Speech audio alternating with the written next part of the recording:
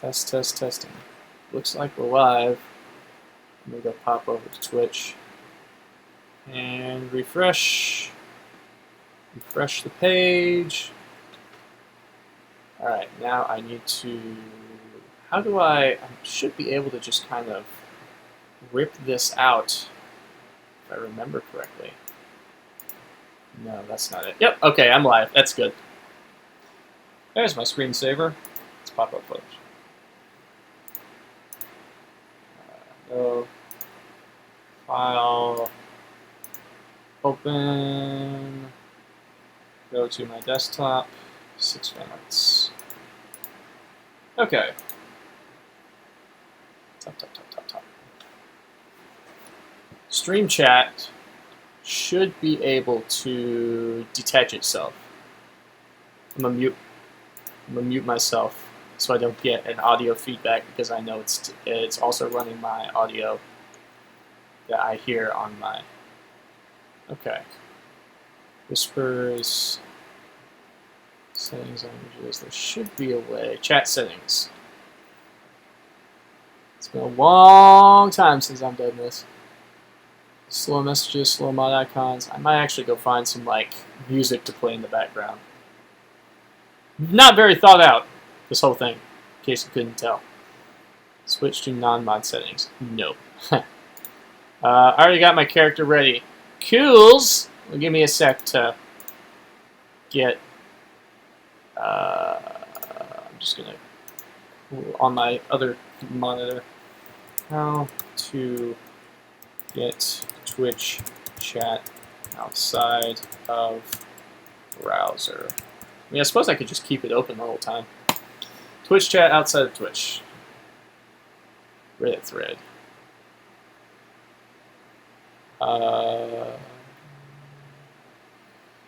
Screw it, that's what we're doing. I'm just going to leave it open. Since I have 2 monitors, I might as well. Okay. Can everybody see what's going on? Can everyone see my Photoshop? Why does it look like on Twitch it's occasionally just showing my browser? Or it's just showing my desktop? That's weird. Alright. Maybe because I clicked away from the desktop for a moment. Alright. Let me go ahead and let me check the settings. Let me get a little bit of some non-copyright music for Twitch. Here we go. 3,000 copyright-free tracks. Let's find something relaxing. Personal use. If you gotta make an account, I feel like I already probably have an account. Premium royalty-free music. Premiumbeat.com. Search royalty. Okay, here we go. Stock royalty-free music. Relaxing. Relaxing.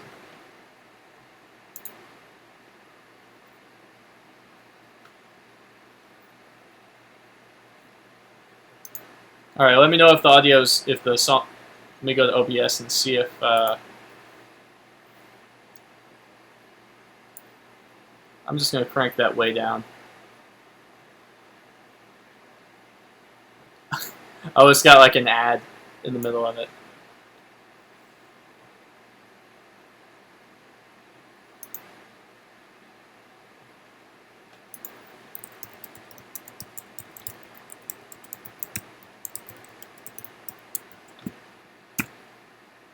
Actually, I got a better idea.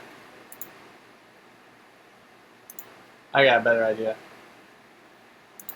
YouTube. And I might have to mute this at first, but I'm just going to do the same thing I did last time. I'm going to do like a 10-hour loop of nature sounds. Because you can't copyright nature. Nature sounds loop. Get like a 10-hour loop going. Yep, 10-hour sleep loop. Go ahead and... Yep. No, wait. Awesome. Awesome. Okay. So, without further ado, we're finally in it. Finally doing this correctly. Hello, I'm Dan. I draw a lot of stuff sometimes on DeviantArt and other things. I have decided, I've been seeing this floating around social media for a week or two now, this 6 Fanarts challenge, where the objective is you get requests from people, probably mutuals or whatnot, on different social media platforms to draw fan art of various characters. I've just decided to do this live on stream because it just so happened that my schedule works out right now where I can do this in the middle of the day when most people would probably still be, well, let's be face it, we're all in quarantine right now. Most people are in quarantine. I'm actually, technically I am, but I still get to go to work. But that's a whole different story. Alright, so I will go ahead and set up a couple rules for how I'm doing this. I am only accepting requests from people who show up in my Twitch chat. So if you're watching this and you don't have a Twitch account and you can't comment, then that means you cannot make a request. So I would recommend that you pop into a different browser, make a Twitch account, and then refresh this page while you're logged in so that you can comment along the way. Secondly, I understand that it's possible I may not get to everybody's requests. I will go first come, first serve. I have no preference whatsoever in what I'm drawing, with the exception of it not being like a lewd character or a lewd pose of a character. Oh look, someone I follow is playing Final Fantasy. I've been playing a lot of that too. Alright, so I have this template open. I'm going to go ahead and I'm just going to measure out how big I want these to be. Let me go ahead and do some checking on some dimensions here. It would appear, based upon, so let me actually go ahead and I'm just going to call this measurement. Yeah, let's just get a rectangle. Let's just vaguely guess how much the size on these templates is. Why does it always default to that garbage? Come on, give me a color. Give me a color setting. Go with bright red. Bright red with no stroke on the background. There we go. Perfect. Okay. Are OCs allowed? No. That is also another thing I want to mention.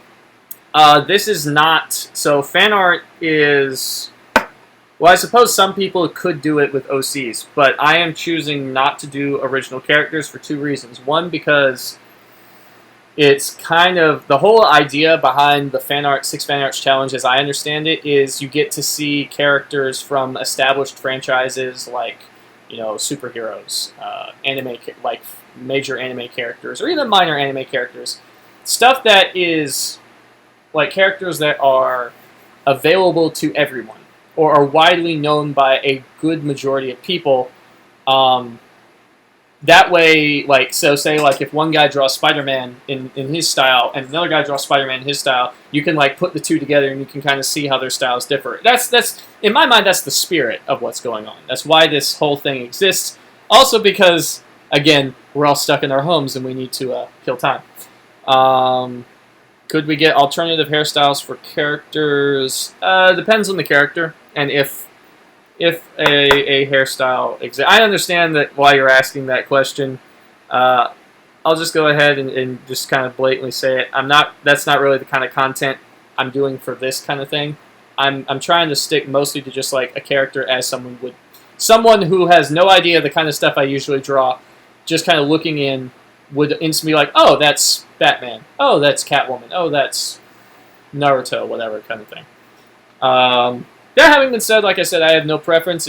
If you want to spitball a character I have never heard of before, I will look them up and I will draw them to the best of my ability. Final thing is that while I am taking requests and I am listening to the feedback, this is not commission-based stuff. The fans don't necessarily have control over what I'm making. So that's the only 2 things I want to go ahead and set this up is, you know, that's basically kind of the general like boundaries. Oh, also it's going to be torso and up. I'm not doing full size. I know sometimes people do full size, but it looks like just based on the size of the presentation of how these things are displayed, probably going to want to stick with torso and up. Plus it saves time. Yeah, it's going to save me a lot of time. Anyway. go ahead and first person who has a character, shout it out in chat. I will take a look at that. For now, let me look and see what the size on this is. Oh, do I have to rasterize that first so I can get that in a separate layer?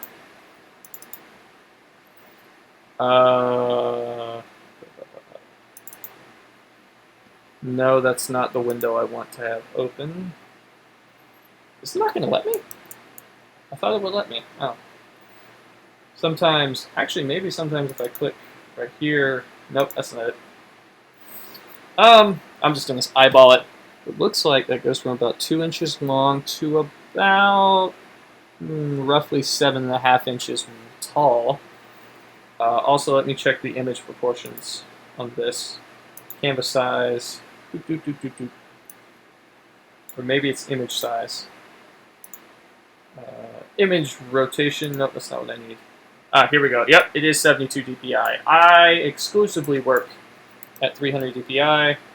And yes, I will be upscaling, and no, I know that's going to cause a bunch of pixelation problems, but this is just the presentation. This is just the format. It can be a little bit pixelated if it needs to be. Okay, now that we have a 300 dpi, it still looks like, I'll say 2 inches to about 7.5, so I'm going to go with, I'm just spitballing a measurement here. I'm going to say down is going to be, let me go to a red color so it's easier to see. Down is going to be about 5.5 inches tall by about roughly 3/4 of an inch to about 4.5 inches. So 1, 2, 3, about 4 inches. Okay, so about 4 and by 5.5 inches. Can I get the Cookie Carnival gal from this obscure Disney cartoon? Preference when she's a brunette. I have never heard of this character. I will try to look them up. Thank you for that, though. If I can find her, I'll draw her. I'll need to get a name, though, preferably. Alright, so I'm going to do 5. So let me just go ahead and go to New. 300 dpi. I'm going to call this 4, width of 4 inches, height of about 5.5 inches. Actually, let's give myself a little bit, because I've seen sometimes people will do them where they'll break outside of the size of the box a little bit. Let's give myself a 1 inch, 7.5. Let's give myself 1 inch on top and sides, as a little bit of bleed. 4 inches wide is going to become 6 inches wide. So if I create that, and then I go and I click it, and then I can take this and width of 4 inches, change the pixels, and then 5.5 inches. If I create that, see, it always defaults to that ugly bleh. But no matter, we can change that very effectively. And if you guys if the audio is like obscuring my voice or anything, do let me know. The last thing I want, I don't usually do like stuff where I show my face. The last thing I want is for my audio to be just completely garbage. Okay, so that's, let's go ahead and save to computer. Let's drop this on my desktop.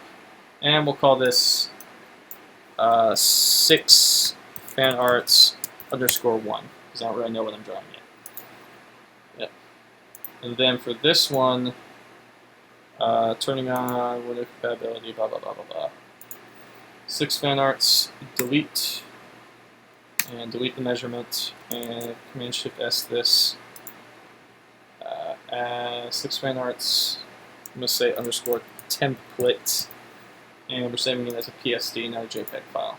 And hopefully, Photoshop won't screw up on me like it did a couple days ago. I got to the final save of a document, and it crashed. It even prevented my computer from being able to shut down. I could not force quit. I couldn't do anything. So I had to force shut down my computer, and when I opened it back up, the file I had been working on was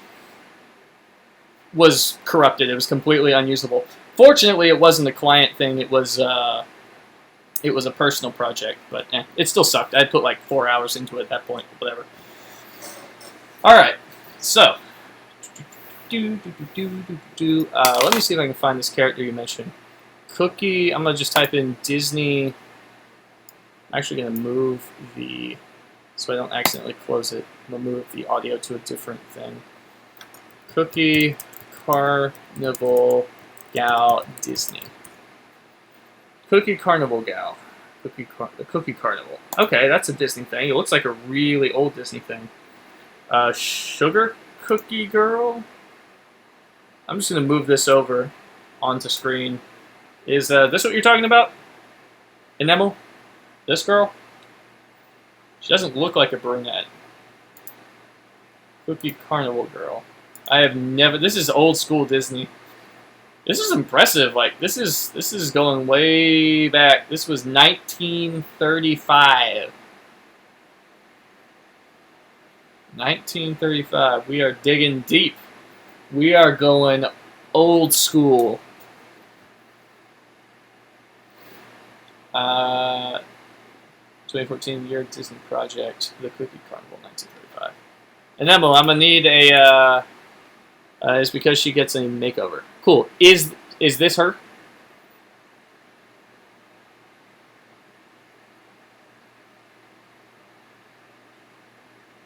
We're going pretty. I gotta admit, this is very obscure for a starting point. I'm gonna have to really ham this one a little bit. Pretty obscure, but I like it. 6 fan arts. There's not a whole lot to her design. It looks like she's half cookie, I guess. Yeah, I don't want to scroll too far down because I am streaming this and there's there's no telling what's in there.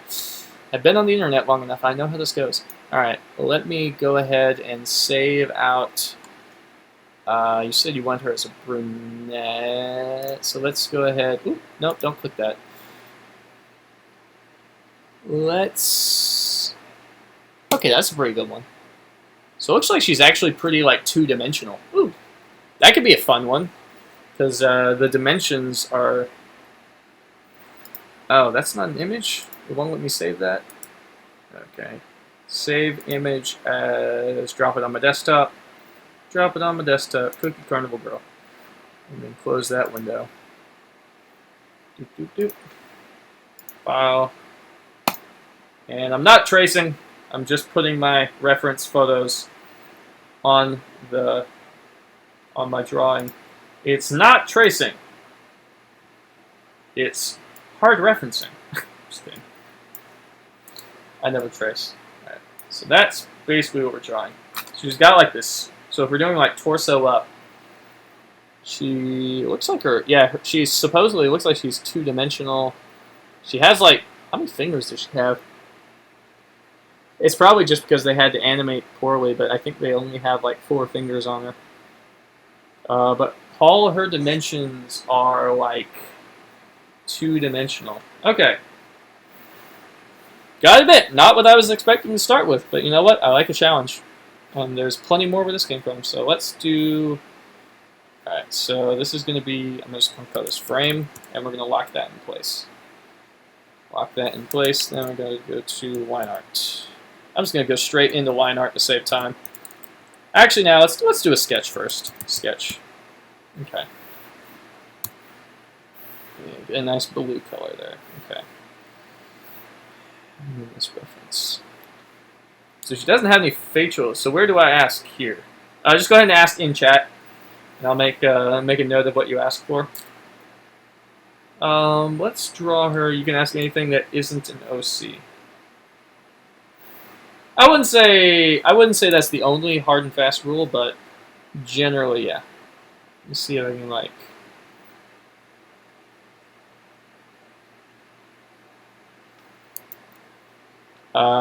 Can I get her happy? Yeah, sure. Let's make her happy. Why not? Why wouldn't she be happy? She's a cookie after all. She's a cookie girl. Is basically what this boils down to. This is how old? This is not what 1935 this came out. I wonder if she knows the Pillsbury Doughboy, if they're like a thing, quietly. Marvel's Medusa. You know me so well. Yep, we're going to have fun with that one, but we're going to do this one first. So go ahead and mark that mentally down as being number 2. So I'm just kind of getting some... What kind of pose do I want to have her in? She has that sort of like, whoa, kind of like car dealership.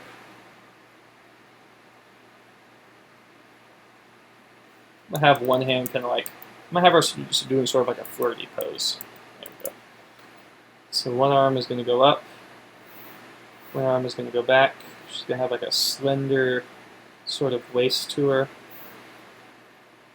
Not a whole lot in the way of...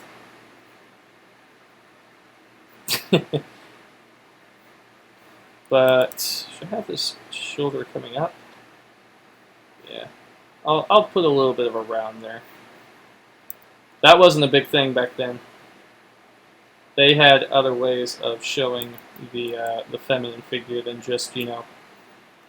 Of course, that helps, but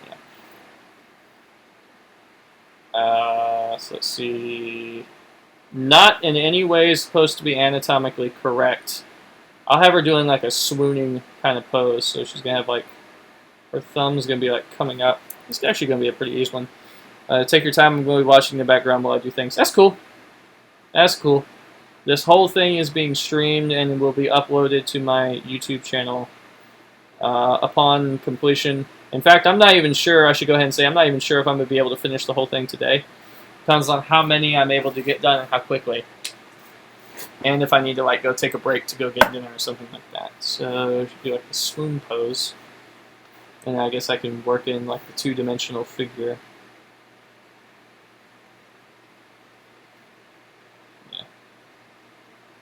So go ahead and be like, so that's like her back of sorts.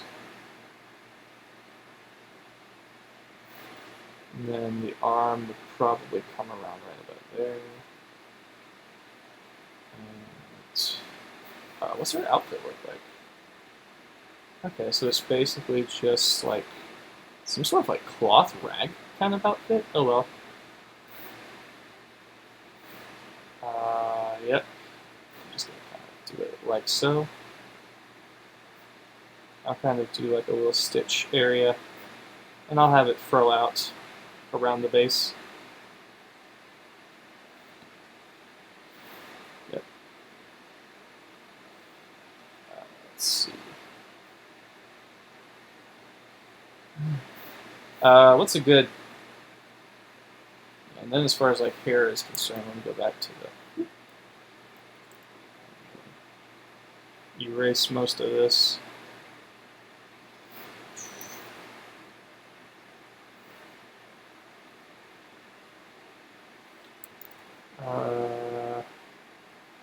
So the hair, this is the fun thing because everything is 2-dimensional about her, with the exception of like her eyes, which I guess that's where the most of the detail is going to be, is in like her eyes. So if I did, let's not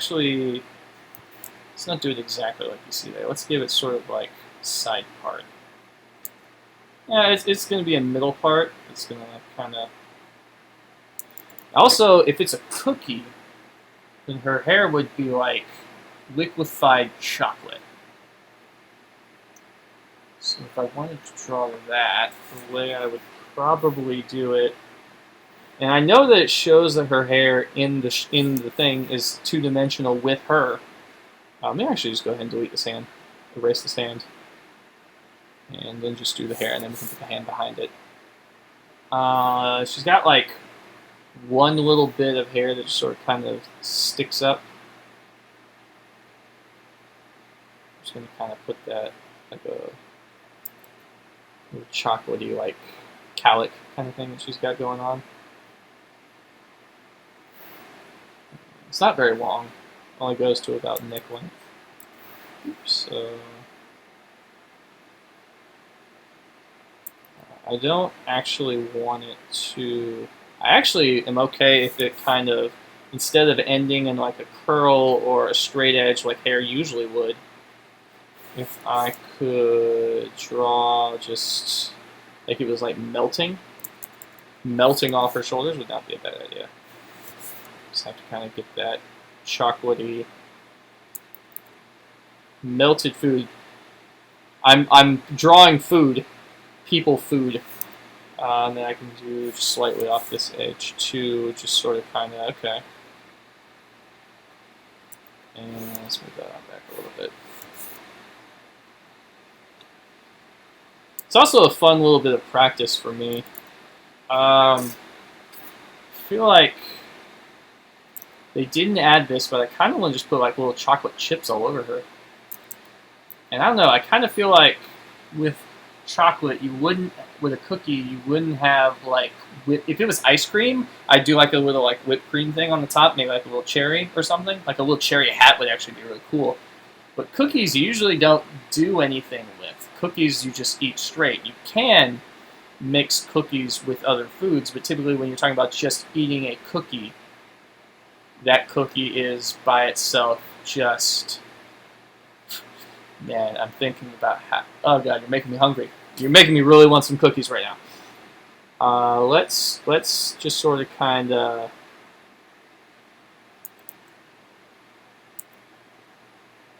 Let's just make like a little something. Or how about, let's make it like a side ponytail kind of thing. Not straight off the top of her head like it shows in the actual thing. Let's make it... Also, I know the dimensions on her face are like completely screwy. But let's try to... Yeah, there we go. That's better.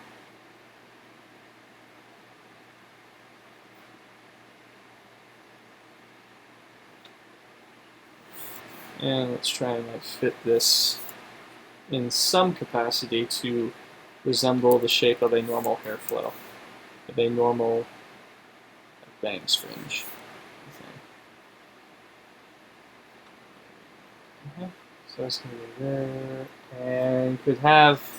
I'm just going to have it. Actually, I know what I'm going to do. I'm going to have it slightly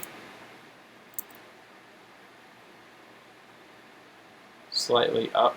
And I'm just going to have like a little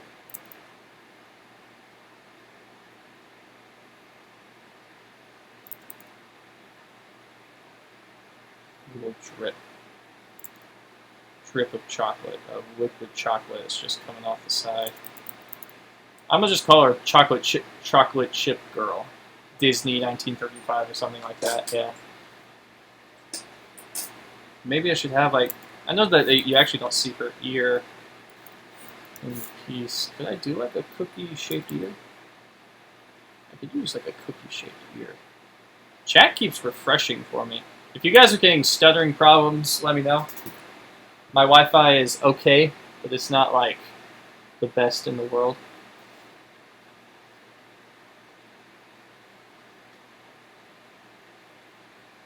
Yeah. So if you look at that, okay. Now let's work on the dimensions of this face because I'm still not happy with them. Could just have her face just be like flat around the edge. Zoom in. Move her eyes. Pretty basic. She does have large eyes though. So let's see if we can't.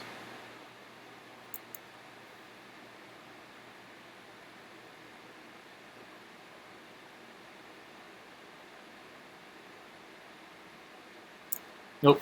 Mouth's crooked.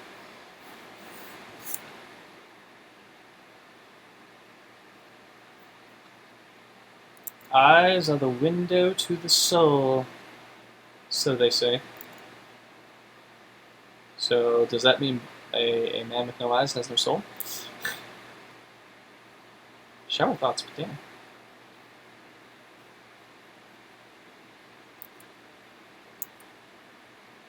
Or does it simply mean that a man with no eyes has a soul, but it's like a house with the windows boarded up? I don't know. You know the house exists. You know there's stuff inside, but you cannot see. Weird thoughts. Weird thoughts. Just kind of.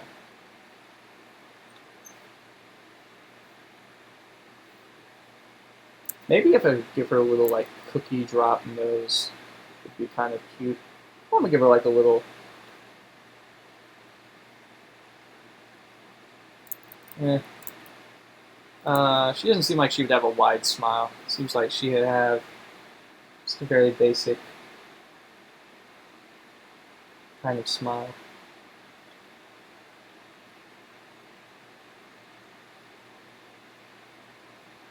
I'm not trying to go for uber detail here. Just the general precept of what we got going on. Okay. Maybe let's alter this torso just a tiny bit. Let's make it just a teensy bit wider. Yeah. Chocolate chip cookie girl, something like that. Okay.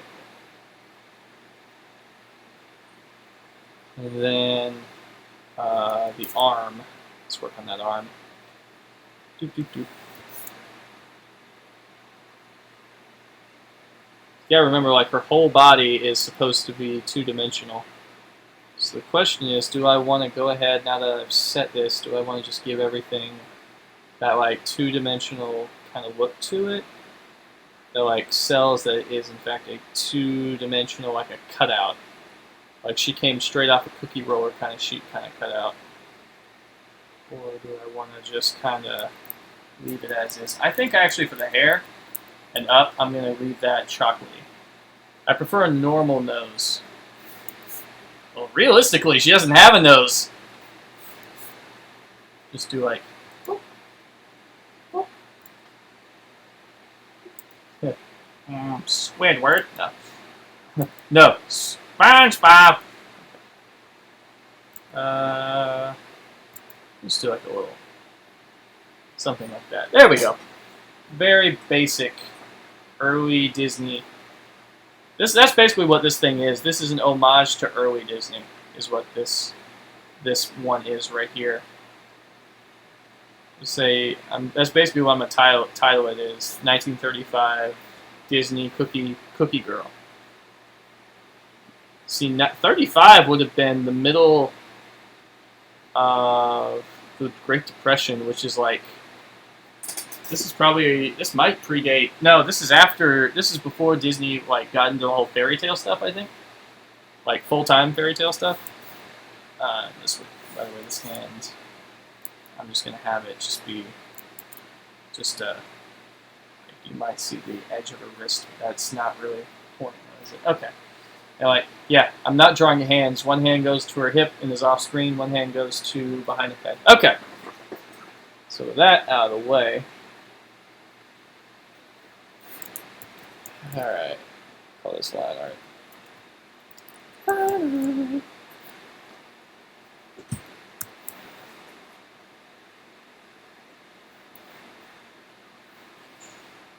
Let's see, let's start with the face. I feel like the rest of it will fall into place once I get the face correctly. Ah, there we go. I was trying to draw last night. For some reason, it would not use the rotate tool. It kept giving me an error message when I would try to use the rotate tool. I'm trying to think, in the context of food, is there anything I can do with the features on her face? And I want to go ahead and stress this again, is that this is not a commission piece. This is also not like something where every single person is going to get exactly what they want. This is just sort of like, here's an idea for a character, Dan, do what you want with it. So, just keeping that in the back of your head as I go along. Do a couple more eyelashes on this side. How a cookie would have eyelashes is beyond me, but you know what? Disney. How do playing cards come to life and cut people's heads off? Disney was already doing fairy tales back then, only they were shorts instead of movies. Yeah, Disney had that phase in like the 1930s where they were still making like Nickelodeon-style movie theater, because that's what Steamboat Willie was. Like, that's how Disney started, was they were doing, originally, they were contracted to do animation for the cat. I can't remember his name. and I saw the documentary film about it on Netflix, and Disney basically hit a roadblock where most of everything he was creating was getting siphoned off. Like all his art, he wasn't getting any really half any compensation for the work he was doing. And he went to the man who owned the copyright for the characters he was producing the animations for and said, like, we got to work something out, we got to get a deal. So the man drafted up a contract, and it basically said that if they were not able to complete the thing, the whole company Disney had created would go to him. Are you going to open up commissions soon? That is dependent upon how quickly I can get the current commission backlog I have done. I actually have the written out thing right here, and actually I can check one of these off because I did it yesterday. So that leaves one. Roughly 10 or 11 things I still have to get done before I open up commissions. Bear in mind, I haven't been able to draw for a couple months because my drawing tablet was inoperable. I can show you the old one. It's sitting on my kitchen desk in the other room. But, get them large, classic Disney eyes going. This is one of those characters where I don't think anyone's going to recognize it, but it doesn't really matter. I'll just say Disney in the name, and people will be like, oh, I'll say like Disney 1935 in the title, and people will be like, oh, okay. Like, they'll get it. They'll be like, I don't know the character, but I understand. Like, I understand why I don't know, kind of thing. I can't help but give a little bit of anime influence to these eyes. I like that. I like that a lot.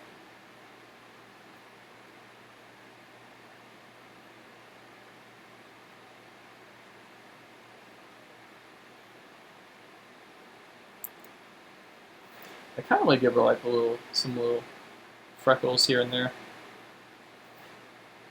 Just a little bit of chocolate chip sort of freckles. Sort. Maybe not. Maybe just like one. Maybe like a little beauty mark, a little beauty mole, like right on the chin. Put it like right there. There we go. I don't know.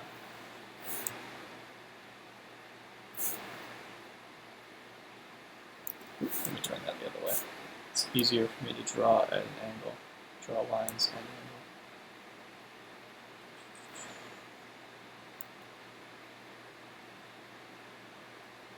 And this is what I was afraid of, is I'm going to get deep in detail on the tiniest little things, and before I know it, it's like 4 hours gone by. It's like, well, cool. I guess I'll finish this in 3 weeks. No. I'm gonna try not to spend too much time on these.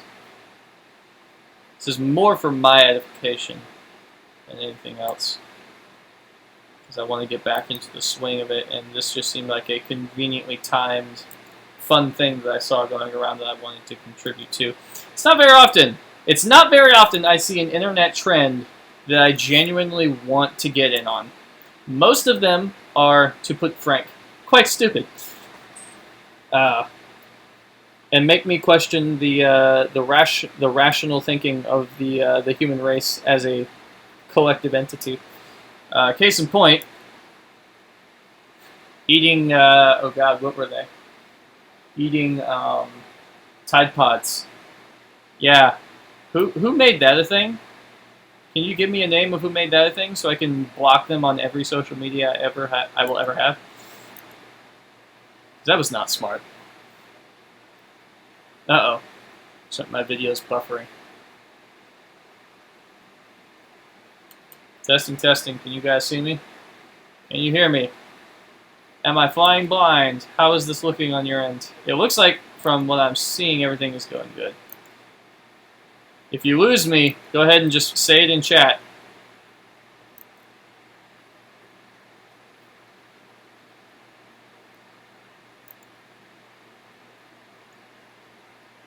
Alright, let's speed this up a little bit.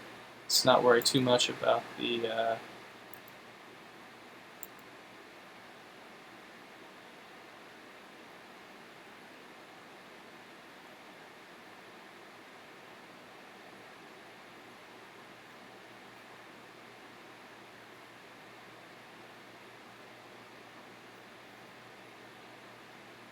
Okay, I think as far as the eyes go, that's about as good as it's going to get. Yeah, turn this sideways and just kind of give her her little dimpled smile that she's got.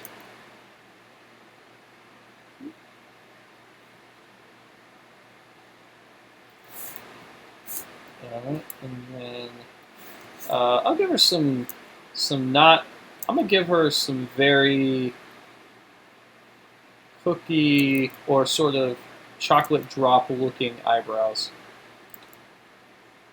without hard edges. I'm trying to avoid hard edges here in actuality.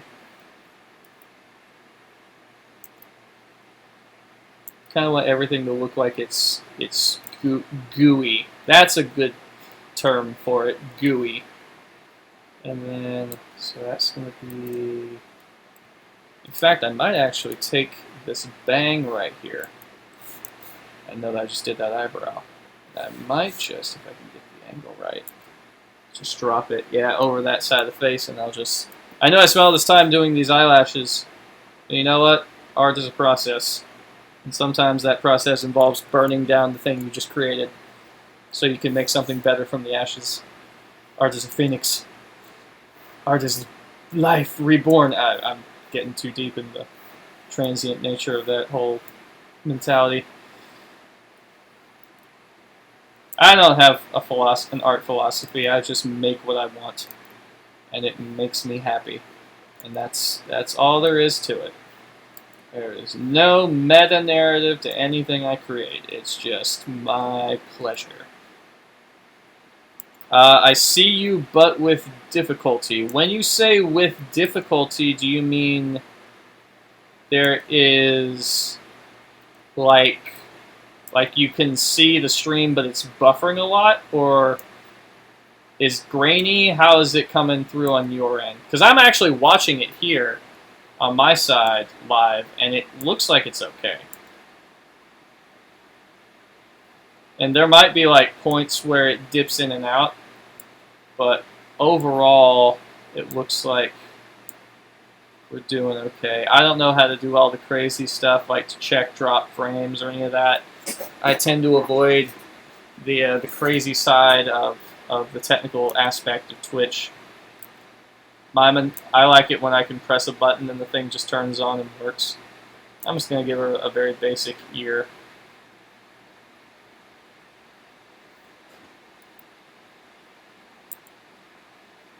Yeah. Now it seems to get better for now. It might transition in and out.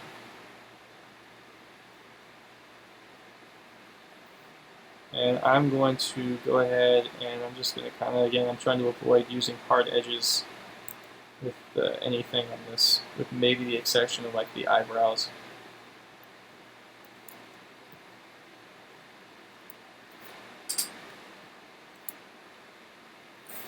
Yeah, let me go ahead and take this. This isn't normal hair. I'm actually going to turn off the frame for a moment. This is not normal hair. It's supposed to be like chocolate goo.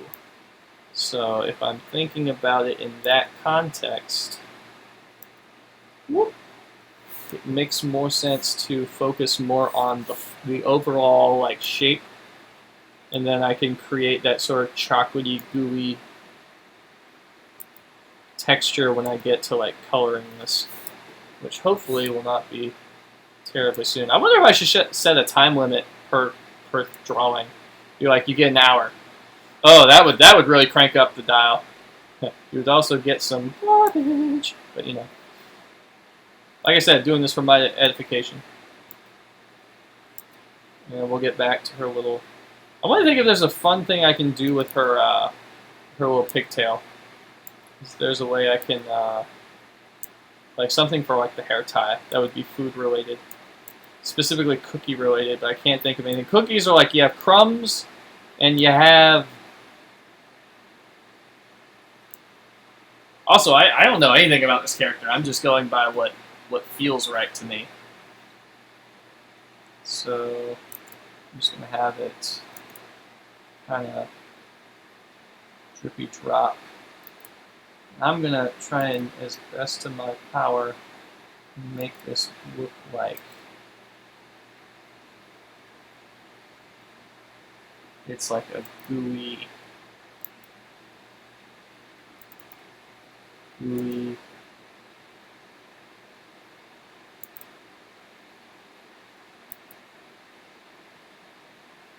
sort of, and then that's when the shoulder is going to take over, is right about there. Right about there, it's going to go from hair to shoulder. And then we transition to being a two-dimensional form completely. Which reminds me, should I make her chin like two-dimensional? Should I give her like a 2D chin kind of thing? I don't know. It's hard to turn my brain and be like, okay, three-dimensional shape, but take out one of the dimensions and just make it just solely two-dimensional, and just like, it's hard to make my brain do that when I'm so used to drawing things in three-dimensional form. Okay. So,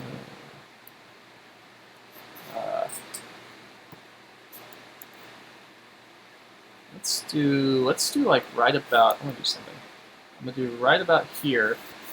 I'm gonna go and I'm gonna take the chin and I'm just gonna convert the entire face just a bit.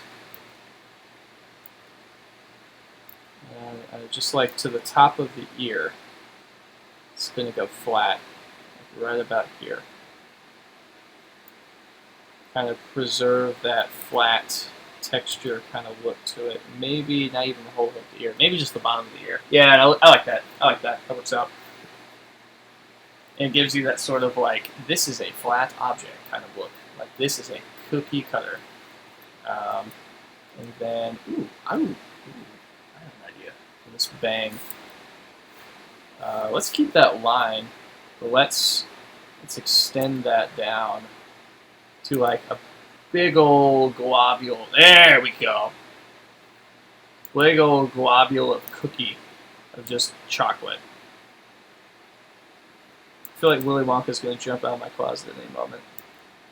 With some enslaved small people and start singing a bunch of songs. And I would grab my my self-defense weapon, and I would be. This would become a very, very awkward stream. If that happened. One that I would probably delete and never talk about ever again. But actually, I'm going to work on this right here. So where is shoulder going to start at this point? Let's start shoulder right about there.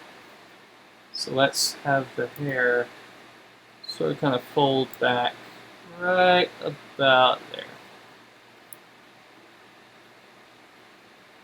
And let's try to flatten it out right about here. Yeah, that looks good.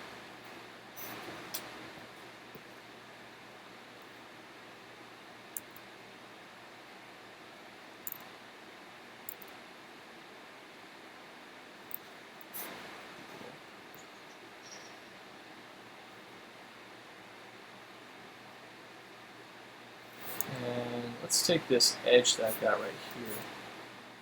Let's try to not connect it completely, but just try to make that feel like it's a, and maybe just right about here, sort of have one more little drip where gravity is just sort of kind of taking over this chocolate, this like chocolate drip. God, I'm really craving some cookies. Like just a good gooey. Here's a good question for you. Favorite brand of chocolate chip cookie? I believe it or not, I think my personal favorite brand, I don't know the name of it, but my personal favorite type of chocolate chip cookie is actually not crumbly. I don't particularly like it when a chocolate chip cookie crumbles in my mouth because A, it just kind of tastes a little weird when you crunch into a cookie. You want it to kind of like, you don't really crunch into a cookie, you know, but when like you bite into a cookie, you know, like that weird sort of like rough like texture to it that has. My personal favorite are those store brand, those cheap grocery store. We have them in America. I don't know their name, but actually they might be Keebler. I think about it. Keebler chocolate chip cookies. You bite into them, and your teeth just sort of sink into it like you're biting into putty almost. And as disgusting as that image sounds, it feels really good.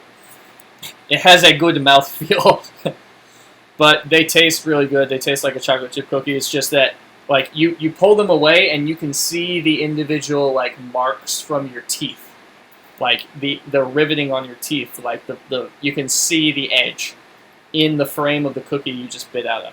That's my favorite kind. It might be Keebler now I think that. I haven't had Keebler cookies in a while, but that's my personal favorite type of cookie. And I'm just gonna I'm actually gonna kind of shorthand this.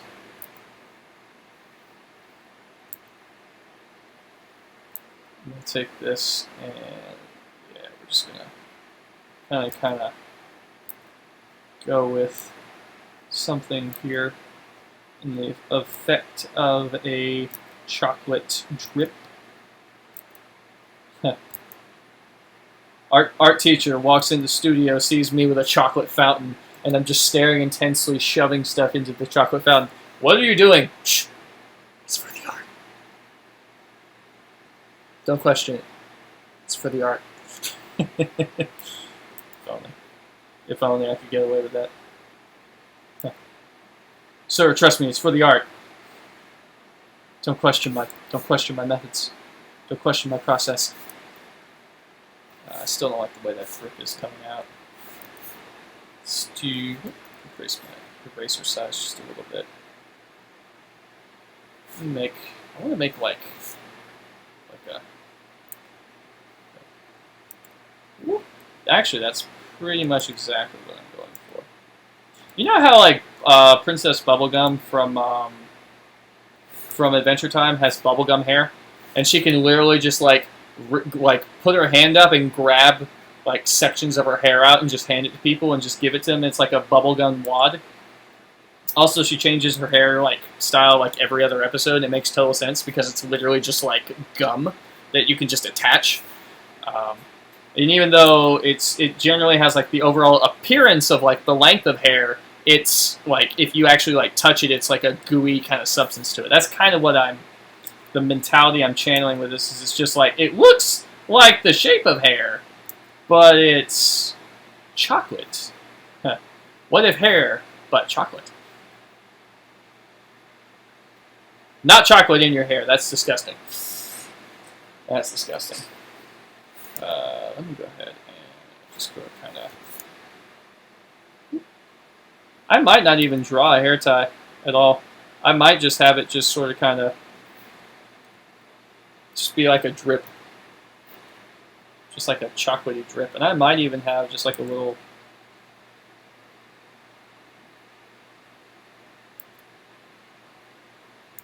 I don't know if I want to do like a little water drop, kind of like. No, not really. I don't want to do that. I want it to at least have the appearance of holding its form. Also, does she need another eyebrow on that side? I think I mostly, yeah, we put a little bit of an eyebrow on that side. So let me erase the sketch real fast, see what we got. Okay, that's looking pretty good. All right, this probably won't take much longer because I've just got to do arm. And this part's going to be very free-flowing because she doesn't really have a muscle tone to her, so I'm not going to worry about drawing in like detailed biceps or anything. Because again, she's supposed to be a cookie cutter cutout. And one hand is going to go behind the head. Princess Bubblegum is an interesting character. I have never watched a whole lot of Adventure Time.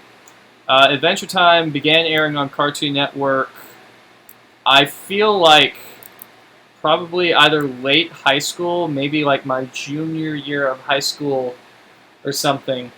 And by that point, I had fully made my transition away from watching a lot of cable television to watching a lot of YouTube. And that was also the point in my life when I really got into like a bunch of different types of anime. So I just like didn't watch Cartoon Network anymore. And also, no offense, that was the point in my opinion where Cartoon Network they had been kind of degrading and moving away from what made them great, the late 90s, early 2000s. Not saying that not saying that New Cartoon Network is terrible. I mean, they've got their shows. Just it's meant for a different kind of audience. I'll put it that way. And Adventure Time was one of those shows where I knew a lot of people who watched it, and I saw it from the outside looking in, and I just kind of went, I'm not sure that's for me. It seems like it's just meant for a younger audience. So I didn't really give Adventure Time much of a chance. I have seen a couple episodes, and I agree. It just doesn't seem like my kind of show. I do think it's hilarious that they did a cameo in Futurama, where what's his name? The guy who voices Bender is the same guy who voices the dog, whose name I don't know because, again, I didn't watch Adventure Time. And they have a cameo reference where he goes into a dungeon and he's got Finn and the dog. Finn's the human. What's the dog's name? Jake. Is it Jake and Finn? I think it's Jake. Jake and Finn are both chained up to a wall.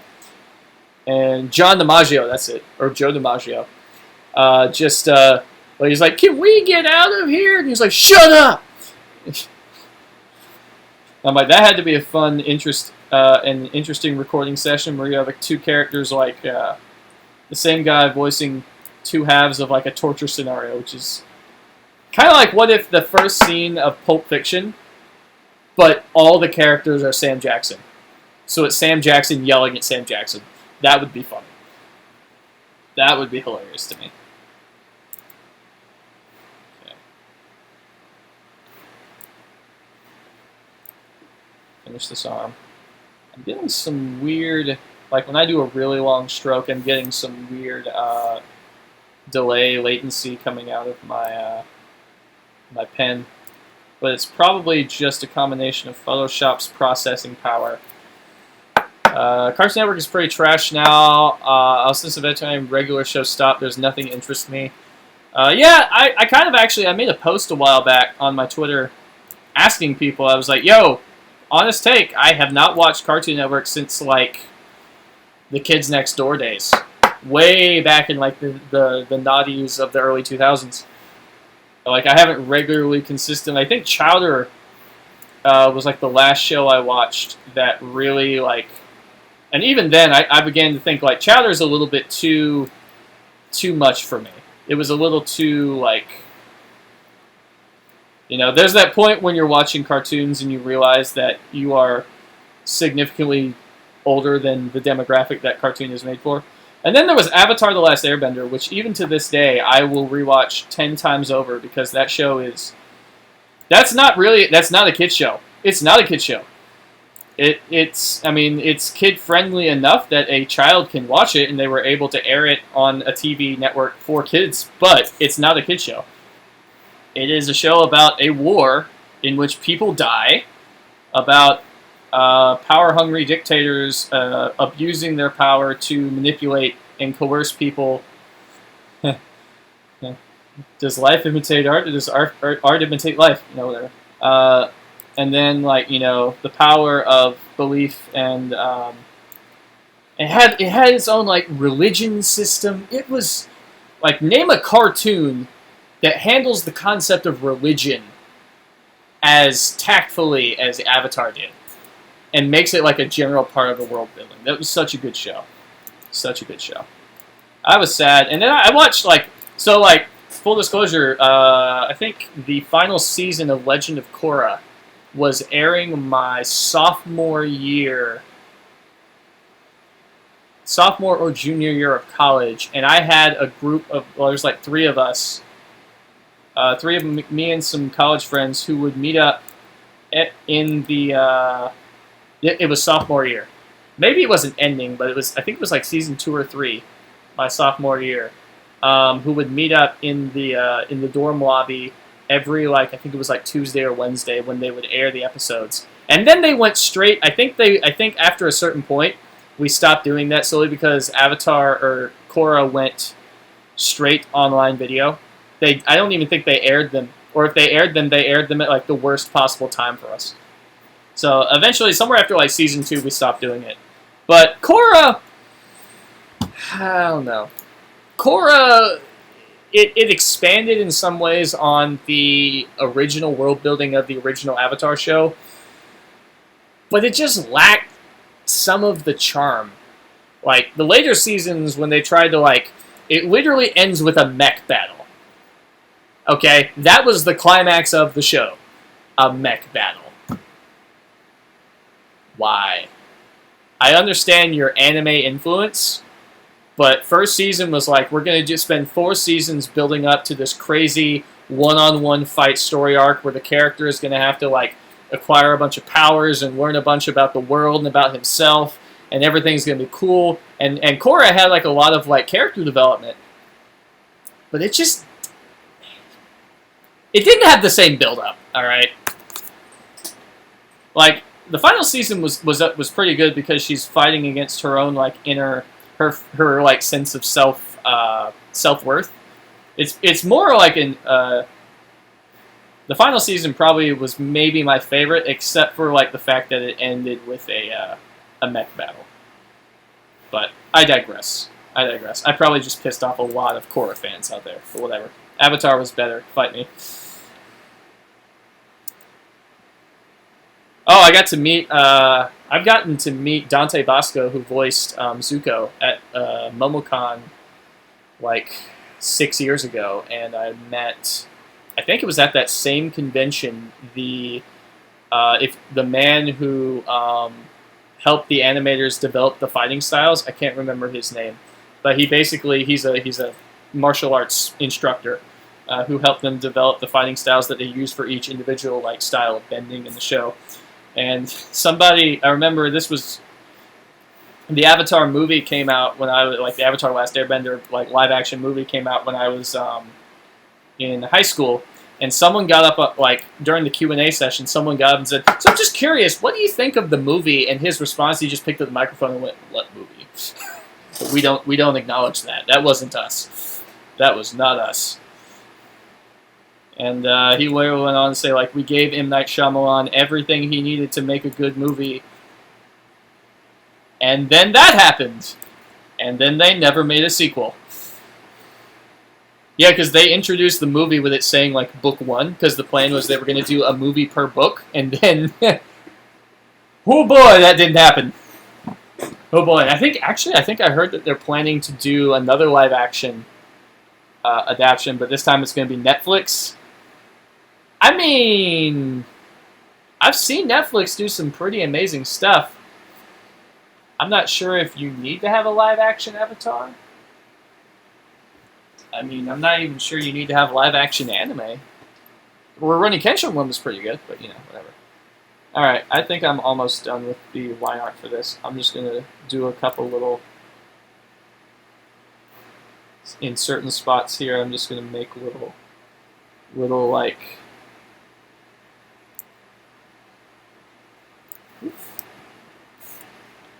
little white spots where the light would hit her face or the gooiness of her hair and would just sort of kind of reflect back.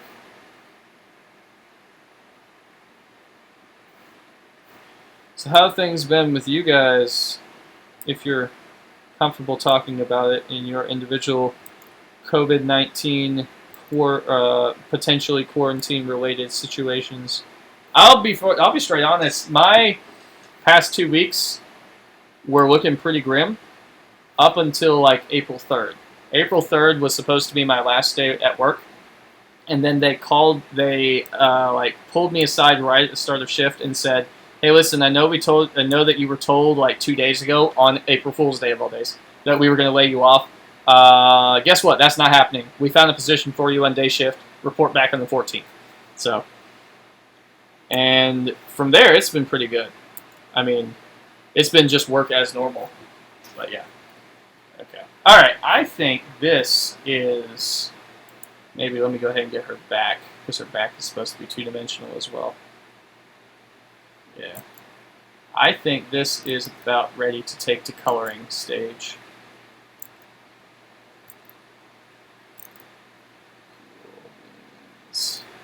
Cool beans. Alright, let me look at the frame. See how that fits into the frame.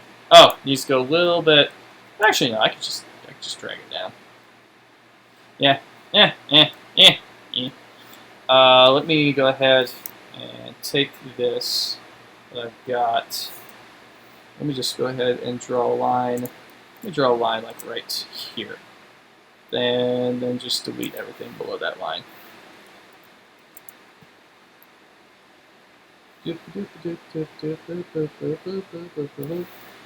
Delete. And then just kind of clean up that edge a bit. And then take the whole line art step, Command T, and then we're just going to drag it down so it fits with the edge of the frame. So it all fits up nice and neatly. And then just for that hand, I'll just go ahead, and the hand is just going to kind of go right there. Fun fact, if you want to save yourself a lot of headache, if you don't like drawing something, hide it behind or around something that you are okay at drawing. And no one will ever be the wiser. Alright, so that's pretty good. Boring for real, we watched Gravity Falls, watched Tiger King twice. A lot more of The Simpsons. Oh, and Animal Crossing, that's been keeping me sane. Animal Crossing has kept me so damn sane. That game had a perfect release window. That game, I think it released on like late March. Literally 2 weeks, like a week or so after the game came out, is when I got the news that I was potentially going to get laid off my job and be living off unemployment. And then immediately, and I was already like a couple days in, and I was like, well, I've still got Animal Crossing. I've still got something I can do. And then it ended up that our work shut down for like a whole week, and then they brought me back. So now I still have Animal Crossing. But yeah, Animal Crossing has been keeping me sane. I've neglected it the past couple days because of Final Fantasy VII Remake, which is perfect. I've never played the original, so I actually don't have any context. But anyway, let's do this skin gray. I'm going to do this the way I usually do it. I'm going to do gray tone first, and then I'm going to just slap a color filter on top of my gray tone. But yeah, oh, whoops, that's got to go behind. Let me go ahead and lock the line art layer, so I don't accidentally screw that up. And then we do gray tone for the skin. And this is where we can start getting a little bit creative with the dimensions. Is when we start putting like shadows and colors and light and everything. So I'm assuming her skin would be at least somewhat brownish because it's again cookie, but you know, the hair is going to be dark brown. That's pretty obvious because it's literally just gooey chocolate. What else is there? And this, I know this isn't a one-for-one representation of the character, but it doesn't have to be. It doesn't have to be. It's my representation, and that's all that's important. But yeah, Animal Crossing, Final Fantasy. I found out I've never played Animal Crossing before, but this game is so damn fun. I had New Leaf on the 3DS. When I bought my 3DS, I had actually never played an Animal Crossing game, but the lady I bought my 3DS used from a lady on, was it Craigslist? I can't remember. It was some sort of, maybe it wasn't exactly Craigslist, but it was some like local United States-based. Actually, come think of it, does Craigslist exist outside the U.S.? I don't know. You probably have some. Basically, like a local. Here's the thing I'm selling, you know. And I'd been looking for a 3DS, and so I got mine for like slightly over $100 back then. It was like $110, and it was a lady who she had just had like her second kid. She was working like 3 jobs to pay the bills, and she's like, I just don't have time for this anymore. She gave me like 2 games with it. She gave me Harvest Moon and Animal Crossing. I sold Harvest Moon because I tried it and I just didn't like it. Ironically, I like Stardew Valley. I really like Stardew Valley, but I did not like Harvest Moon. I don't know what it was about that. Maybe it was just that particular Harvest Moon game just I didn't like. But I played the ever-loving hell out of some Animal Crossing in 3DS. It was so damn like cute and relaxing. All right, I'm just going to go ahead and do it that way. Now I got to do the arms. But yeah. I play a lot of Magic the Gathering. Specifically, I play Commander. I have a couple. Actually, I have quite a few of my games that I've played over webcam posted here on the channel. What are your favorite situations in? I don't want to talk about that on stream. In case you haven't noticed, I'm trying to stick to a certain type of content while I'm here. But let's see. What was I talking about before? Oh yeah, Magic, and the problem with COVID-19. The good thing about COVID-19 is I was stuck at home and I wasn't having to go to work for a while, and so I had all this free time to play. If I wanted to go play Magic, I could have. The problem with COVID-19 is it didn't just shut my work down; it shut the world down. And my local game store, my LGS, around where I live, has not been open for probably a little over a month now. Or at least they were open for a little while until a quarantine was issued, and then they were forced to shut their doors. Because they, obviously, game shop is not an essential service. In point of fact, I think the quarantine just lifted today. I'll need to look into that. Actually, yeah. But because they were shut down, they could not host any events. Because they couldn't host any events, it didn't really matter how much time I had to play Magic, because I couldn't do it. Well, enter... I had actually been doing a little bit of this before, but I found a Discord server called Play EDH. Doom Eternal is super fun. I'm still trying to get all the collectibles, but Animal Crossing has got me hooked. Animal Crossing has the world hooked. You know what I found hilarious? Animal Crossing got banned in China. You know why? Because the moment people realized that they could make custom designs and they could put them anywhere in their village, the very first thing they started creating was anti-communist party Chinese propaganda videos in Animal Crossing. And the Chinese government, being the Chinese government, was like, freedom of speech. No, no, no.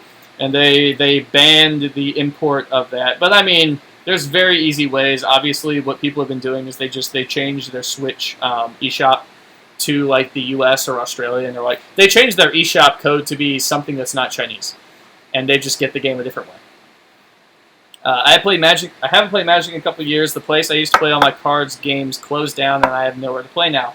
Yeah, it's unfortunately that is probably going to be a thing that's going to happen as a result of COVID-19. There's a lot of these game stores that rely on constant foot traffic to make sales and stay afloat are probably going to, since they are shut down right now, might not reopen. Because if they fall too far behind on rent, if their sales numbers don't pick back up, within a certain time frame, if COVID-19 prevents that from happening, they might just be gone. It's like, I hate to say it, COVID-19 might take away somebody's local game store from them. But going back to what I was saying earlier, I found a Discord server called Play EDH, where it's basically 24/7 worldwide games of Commander that you can just hop into a whereby conference call room. You point a webcam at like a table, and then you just play paper Magic the way you would in like a four-person pod, a four-person Commander pod at like your local game store. I play a little bit of Pioneer. I have like 3 Pioneer decks. They are mostly just sort of kind of thrown together from stuff I had here. As much as I would like Animal Crossing, I'm kind of still annoyed by the whole DLC with holiday stuff. Well, actually, I think you have the wrong mentality on it. It's not DLC. Downloadable content is additional add-on stuff that a game gets. DLC is stuff like expansions in Skyrim, like the Dragonborn expansion, the Dawnguard expansion that they did. That's DLC. Animal Crossing is a game that updates in real time according to events in the real world. So if you're playing it in December, the world is going to be snowing, and that's everybody. The world's going to be snowing. Think of Animal Crossing like a single-player, kind of like a video game or like an online game that operates like, instead of, I actually don't think you have to be online. Well, sometimes you have to be online to update, to download certain updates and whatnot. But it operates based upon your clock. Like, there are people who, when the game came out, they started shifting the clock on their Switch to see what would happen. And as a result of that, they were able to, like, experience all of the holidays because the code is already in the game. It's just reading the time on your Switch to determine at what point in the year it needs to be, certain events need to be happening. Like, the Christmas event happens on Christmas. The Easter event, which we just happened, happens on Easter. They call it Bunny Day. And goddamn if those eggs did not absolutely drive me insane and want me to kill that bunny rabbit. I'm sorry. I wanted to kill that bunny rabbit. I actually pulled my axe out when I saw him back on Sunday. I will not regret this. But yeah, it's not DLC. It's far less malicious, and it's not going to be paid DLC. Pokemon, on the other hand, does have a bit of a problem with DLC, in that they are charging people money basically to get everything that they want out of Pokemon. And I have a little bit of a problem with that. But, I mean, it's game development in 2020. How are they going to make money? Alright, Dark. It's more updates. What's your favorite villager in Animal Crossing? Hands down, it's Cherry. Cherry was in my 3DS game when I downloaded, what was the mobile version? The campsite one. The one where you're living in a campsite. Cherry was there, and Cherry was one of my first 2 villagers in this game, and I was ecstatic. Bunny Gay was kind of annoying. I'm glad that's over now. Agreed. I would go to islands to try and farm for fish, and it would be fucking impossible. Because I would get an egg every 3 fish, and the fish I was grabbing were not rare. I certainly hope they don't do that ever again, but, you know. Amazing how this game that's supposed to be, like, calm and oh, Pocket Camp, that's what I'm thinking about, yeah. It's amazing how this game that's supposed to, like, de-stress you so much and be, like, a relaxing, slow kind of grain, and then, like, they introduce a couple eggs into the ecosystem and everyone loses their minds. It's hilarious. I mean, I'm one of those people, but, you know. I'm the kind of guy where I will do a couple things on my island, but if, like, Flick or CJ show up, I'm farming, like, the moment Flick shows up on my island, I instantly will drop all my plans. I'll take all the Nook miles I've got, I'll hop over to the AVD system, I'll buy up a bunch of Nook Island tickets, and I will farm, I'll wait till 7 p.m. and I will farm the hell out of Atlas Moths. Until I hit, in the same night, last week, I hit Tarantula Island, and I fully farmed out an inventory of Atlas Moths with a handful of tarantulas 3 times. Tarantula Island once, and then 2 other islands. And I had them all stacked up right next to... Flick wasn't on my island at this point, but I had them stacked up right in front of Nook's Cranny. And the moment 10 a.m. rolled around, I woke up. I had my alarm set on my phone. I woke up. I sold them. I think I made like 320,000 bells in one day. And then like 2 days later, Flick showed up on my island, and I sold him. I think I made the same amount, but this time I only had to make like 2 trips because Flick pays you like 1.5% of everything you give him, like bug related. And CJ does the same, but it's for fish. I like catching bugs. I don't like catching fish. The bug catching mechanic in the game, because you can see it, and you can't necessarily see what you're getting when you do the fish, I find the fish catching mechanic to be a little bit annoying. But it's just me. I should get back to drawing more. You got me on an Animal Crossing tangent. Oh wow, this fish looks really big. Pulls out a basket of eggs. Why would you throw these in the ocean? Why would you throw them in the ocean? And why are they How is an egg biting on the end of my fishing hook? What is on? How? I get it when you get like a shoe, a tire, a tin can. Those things have edges that a hook could grab onto. How does a hook grab an egg without breaking it? I know they're chocolate eggs, but even still, it's a smooth surface. I don't know. It's just that whole thing, I was just like, how? Why? So much about that, the whole egg. I think that they've learned their lesson. They've made their first real blunder with the game when they did the eggs. But also, I would get so excited when I would hear like presents on the wind because I play with headphones on, and every like time I'd be like, "Bunny, is it an egg present?" Yep, fuck it, never mind. But if I saw one that was like blue, green, red, whatever, I'd shoot that thing down instantly. I did all of them though. I got all the recipes. I even have a few spares, but I completed it. Nintendo, if you're listening, never again. Never again.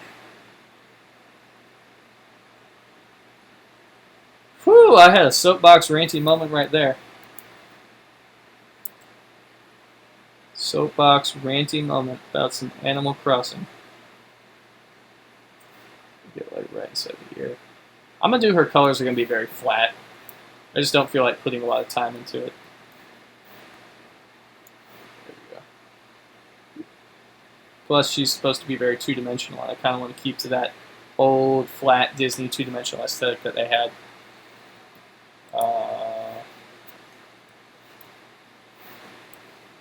Grab that. And I'm just going to do it right around, like right here.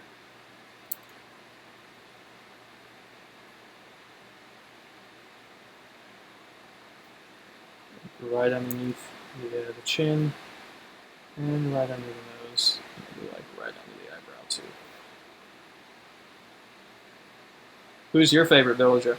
Cherry is definitively mine. Who's your favorite? If only we collect all of the eggs that we have gotten from our pain and throw them at Zipper. I'm pretty sure Zipper understands that no one likes him. From the moment he showed up on my island, I knew I'm like this bunny rabbit has some identity issues. Even when like you're talking to him, like he'll start clapping and he'll be like, "Why aren't you clapping with me?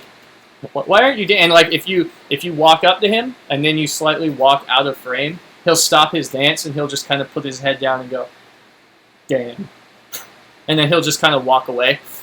He wants attention so bad, but we hate your eggs.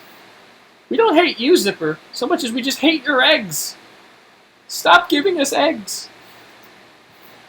All right. I'm going to do just a little bit of... Actually, wait, why did I did this wrong. I did this very wrong. This part would not be dark. This part would be lighter because it's exposed to the top. I did that very wrong.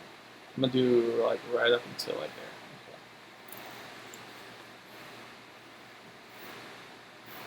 You have no idea how many I'm going to kill Zipper tweets I saw in the week leading up to Easter. Like, I will find this bunny rabbit when he returns to my island. And there will not be an Easter event next year because there will be no bunny. In place of finding eggs, we will find only a pile of bones, roughly rabbit-shaped. And you will take those bones to Blathers, and he will not be able to identify them.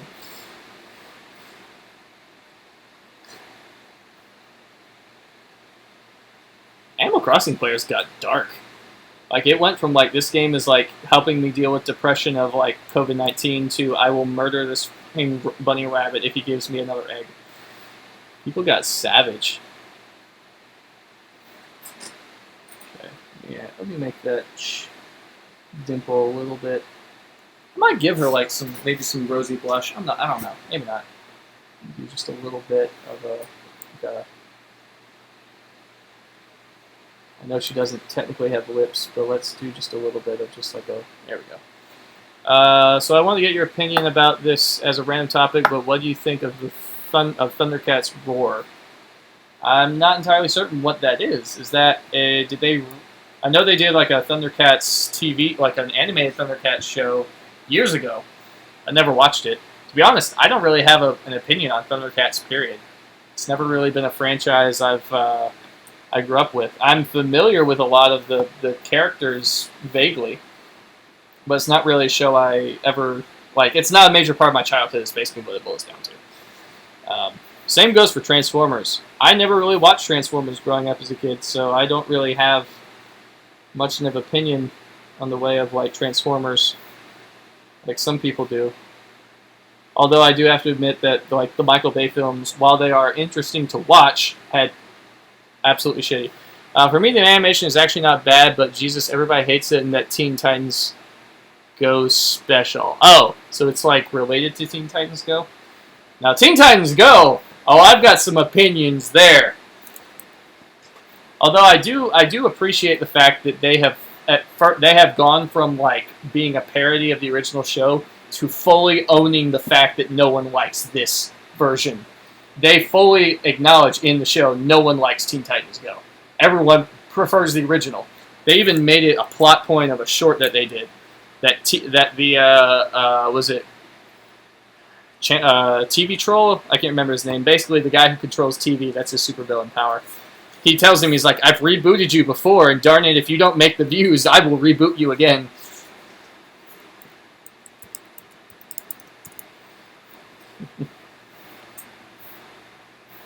And then they got to see who they were before, and I think Beast Boy is like, bring them back! Bring it back! I want it again!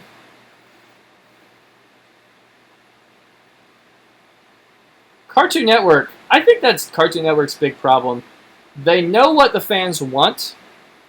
They know what will make. They know exactly what will bring people back to watch Cartoon Network. More of the original stuff. More of those classic Cartoon Network, like late '90s shows. But I think that it's sort of a hands-off kind of thing. They're afraid to touch what is considered perfection. Like, they're afraid to remake Dexter's Lab. They weren't afraid to try it with Powerpuff Girls, and I can't blame them for having this philosophy. They tried to redo Powerpuff Girls, and oh my god, did they fail hilariously. Oh my god, did they absolutely destroy that show. The new one, not the old one. I mean, they tried.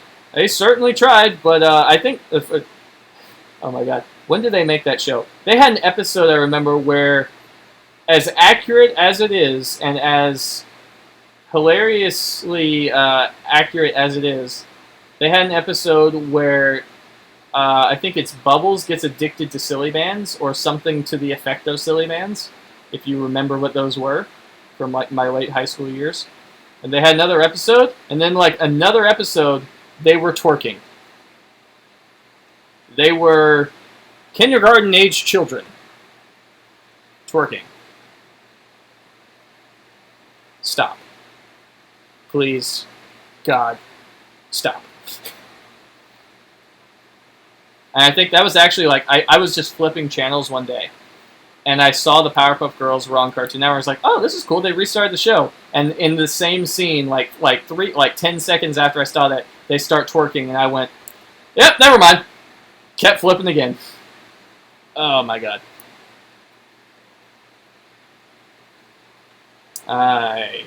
Yeah, Cartoon Network has seen better days.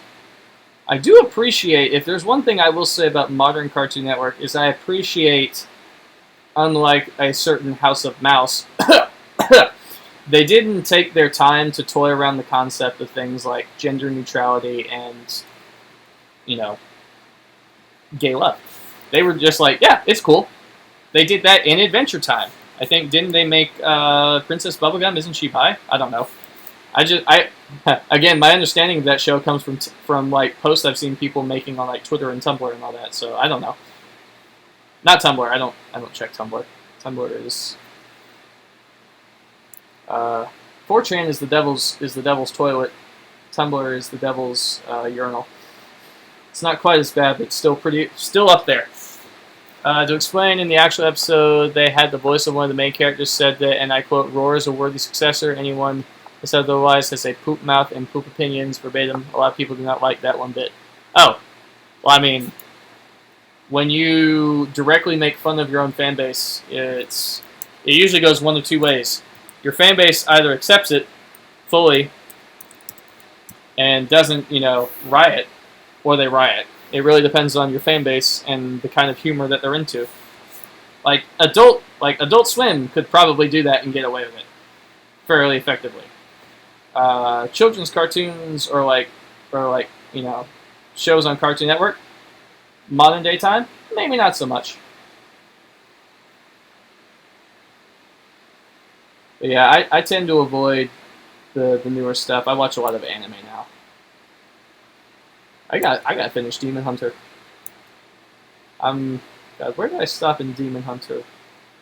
What was? Oh, the spider episode. The episode where the boy that's constantly afraid of everything and can use only one lightning attack when he falls asleep. When he goes head to head with a freaky spider creature with a baby face. It looks like something off Toy Story.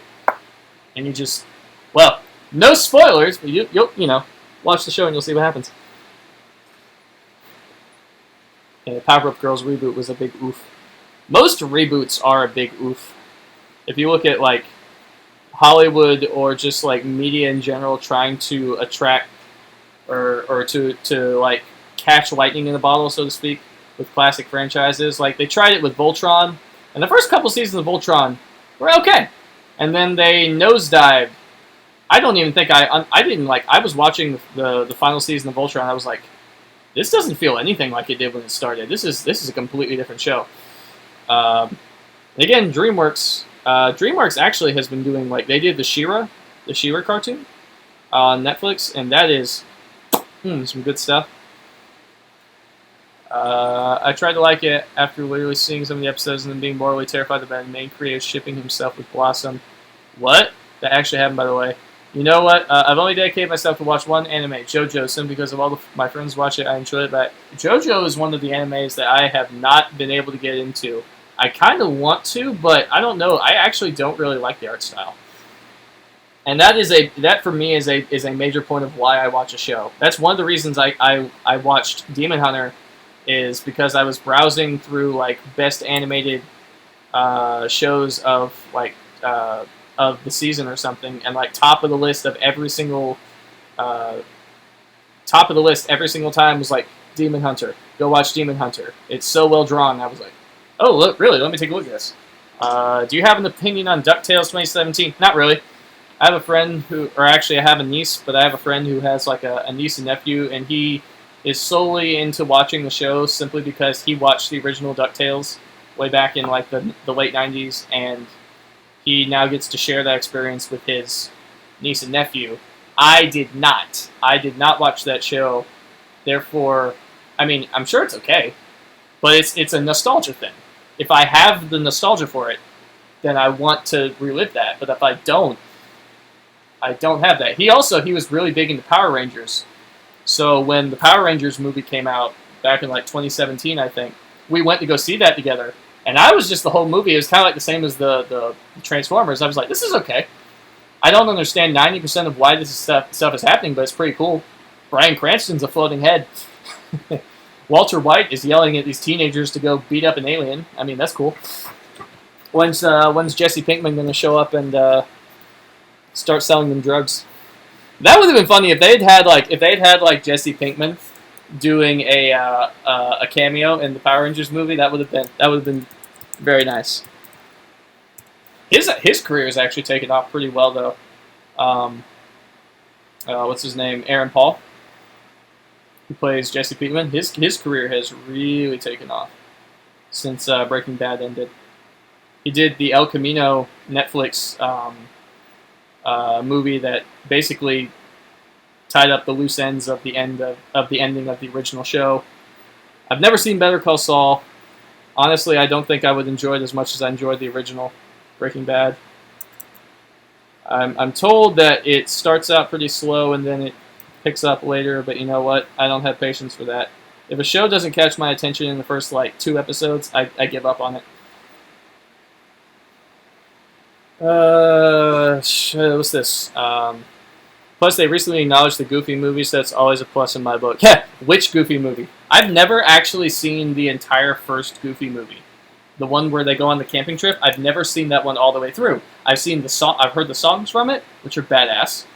I understand the general story of it. It's about Goofy and his son going on a camping trip, road trip, but you know, and Goofy basically coming to terms with the fact that his son is not like him, essentially.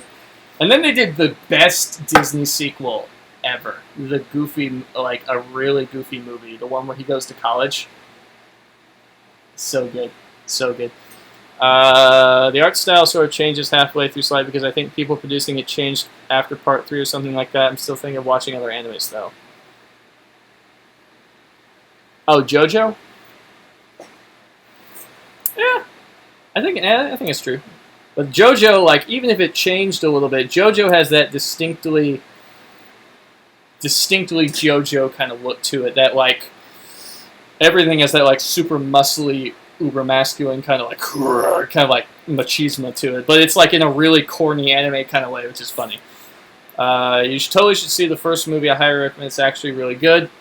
The only reason I saw the second one more than the first one is because we have it on VHS. In fact, one second, I have my parents' old VHS collection. Let me see, did I grab that movie?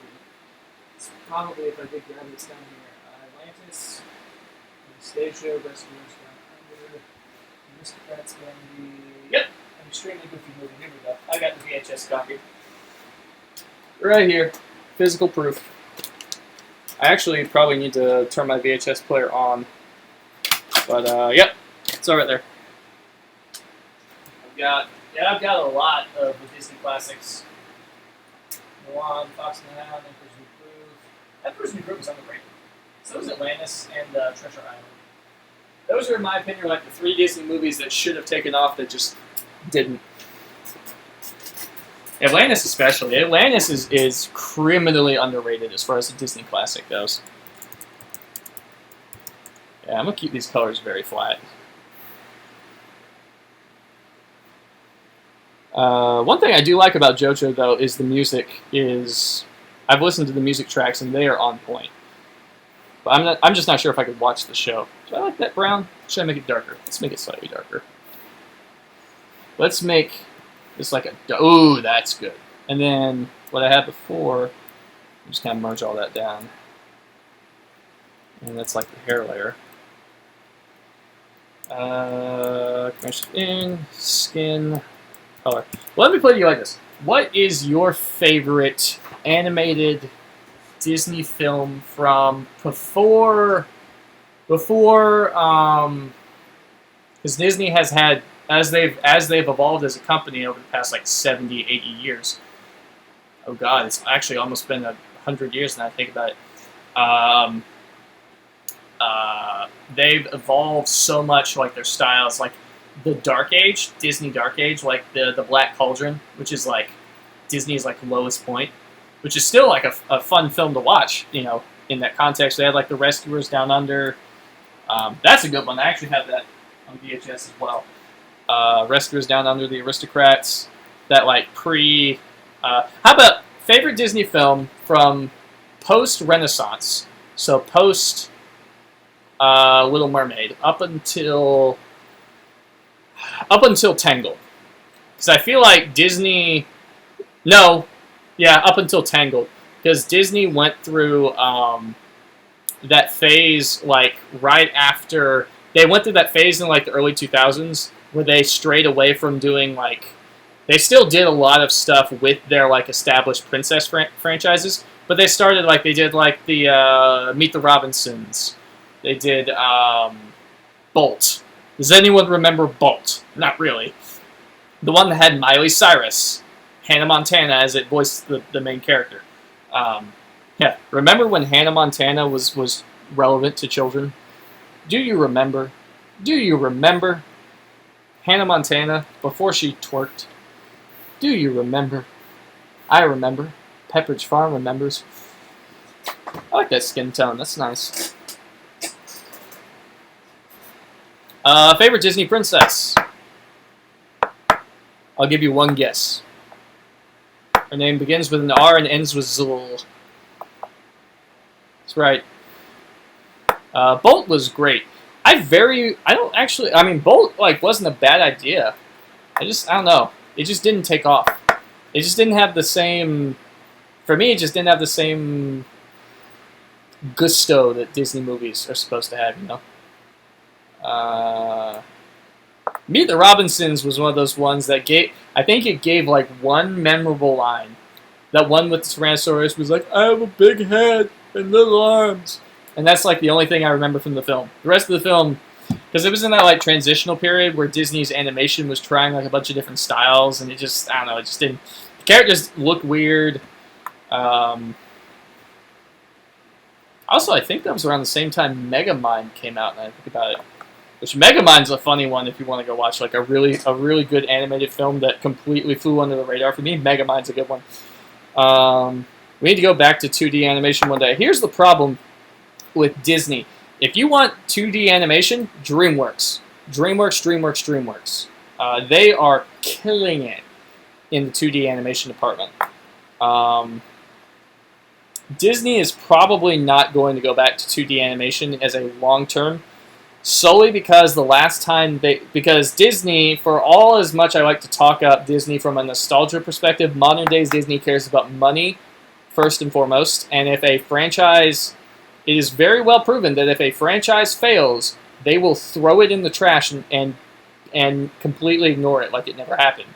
That's why you will not find, and when I say like fails, I'm talking like does not sell out box office seats the moment it hits theaters. That's probably why you haven't heard anything about Bolt for a long time. Probably why Meet the Robinsons never got a sequel. These are the same reason Atlantis is never going to come back. They made one direct-to-video sequel for Atlantis, and I've only seen it like one time. It never gets talked about or shown anywhere. Treasure Planet got completely thrown under. Emperor's New Groove got a TV show, but it was like a Disney Channel Saturday morning cartoon thing, and it never really went anywhere. And the last time Disney did two-dimensional was The Princess and the Frog, and I don't think that one flopped, but I'll put it to you like this. Name the last time you saw Disney branding outside of like Wreck-It Ralph, which was like a bunch of Disney references. Disney branding that directly puts, I can't even think of her name, on the front. It's always the top sellers. It's always Cinderella. Rapunzel's a huge one. Rapunzel was Disney's return, Tangled was Disney's return to the Renaissance, the princess Renaissance the fairy tale Renaissance that got them popular. They had moved away from it. 2010 pops out. They released Tangled, instant classic, and then came Frozen, and now we're in the sequel series. They had the Tangled animated series. We got Frozen 2. They've got Brave. Was over at Pixar around the same time Tangled came out. There's just so many things that just lined up. It just like Disney realized there was still money to be made in that market, and they hammered that train in. Onward was a good recent one. Onward was pretty nice. I don't know how its sales did though. I liked it simply because I'm a big D&D nerd, and I liked the sort of like whimsical. Also because I have an older brother who. Well, we don't have any kind of relationship like what the two brothers have in that show, but it was just sort of kind of like, it was a lot of stuff I kind of felt like it spoke to me in many different ways. I'm not sure if it sold well, though. Actually, the last 2D was Winnie the Pooh. Well, no offense, Winnie the Pooh hasn't been relevant since, like, maybe the late 90s. They tried aside from maybe the Ewan McGregor movie, but let's be honest, you didn't go to watch the little animated Winnie the Pooh. You went to go watch Ewan McGregor holding a tiny Winnie the Pooh. You went to go watch Obi-Wan Kenobi holding Winnie the Pooh. Onward flopped because it was shut down thanks to Corona. Yeah, that's another unfortunate timing thing. I mean, how could they have really known that? The U.S. government, not to go on a political spree, but the U.S. government should have done better, and that's where I'm going to leave it at that. I gotta do her dress, don't I? This one's almost done, actually. I think I'm probably not going to go much farther with this thing. What color's her dress? Oh, it's like a caramel brown. Okay. And you guys got me on my soapbox, my animation soapbox train. Nope, not a new document. New layer. Clothing. Gray. I still find it funny that they took off Tangled the series from the Disney app strictly because of the coronavirus. I mean, it's just. They did? I didn't even know about that. Oh my god. I didn't know they took it out because it's the kingdom of Corona. It's just a word. And that goes to my other problem with Disney, is they're too dadgum political. They are just too dadgum political for their own good. They are so money focused and so political that even at the slightest hint of something being controversial, they will burn it like a witch. They will burn anything in their brands that seems even remotely controversial, and then they go around with Onward, it's like, oh, we put a homosexual character on our show. Yeah, you put a homosexual character in your Onward movie. For one scene, you made a very slight reference to the fact that she's gay. She says her girlfriend's sister's favorite toy or something like that. It's one singular word that can be easily edited out, and you don't mention it at all for this. Like, oh, we're inclusive. No. You're grabbing at straws, Disney. Do better. Make a goddamn gay princess, alright? I mean, you've hinted at it with Elsa. Just rip that damn band-aid off. Do it, you cowards. Not with Anna. That is disgusting. But she's not queen anymore. She's free to explore herself, you know? Yeah. I was pretty sure that's where they were going to go with that movie. Because they had that scene in earlier in the film where Elsa's talking with that one girl who's got like the reindeer, I think, like that one girl from the tribe. And I was like, I already see where this is going, and then it didn't go anywhere, and I was like, oh, well, maybe not, but yeah. Make a gay princess, why don't you? Do it, you cowards. You don't need the church's money that much. People will respect you for it, I swear to God. Don't believe me? She-Ra. Look at She-Ra. How funny that got banned. They got banned in some countries despite being easily... Well, again, going back to the whole China thing with you know what else is banned in China? Mulan. You know what hasn't even released in America? Mulan. Oh my God. I don't really care about seeing that movie at all. It has no singing. It doesn't have Mushu. The Kung Fu actually doesn't look that good, in my opinion. The Kung Fu fighting, the only thing, for a while, the only reason I was considering seeing that movie at all is because I'm a big Magic the Gathering fan. I play a lot of Commander, and the actor who plays Ying in the movie, you know, that tertiary supporting character of like the three people she meets in the military camp, is played by Jimmy Wong, who is a co-host or a main host on the Command Zone podcast. That's it. That is the only reason I was considering seeing that movie. And now I'm probably not even sure I'm going to see it, because the theaters were all shut down. But damn. Oh.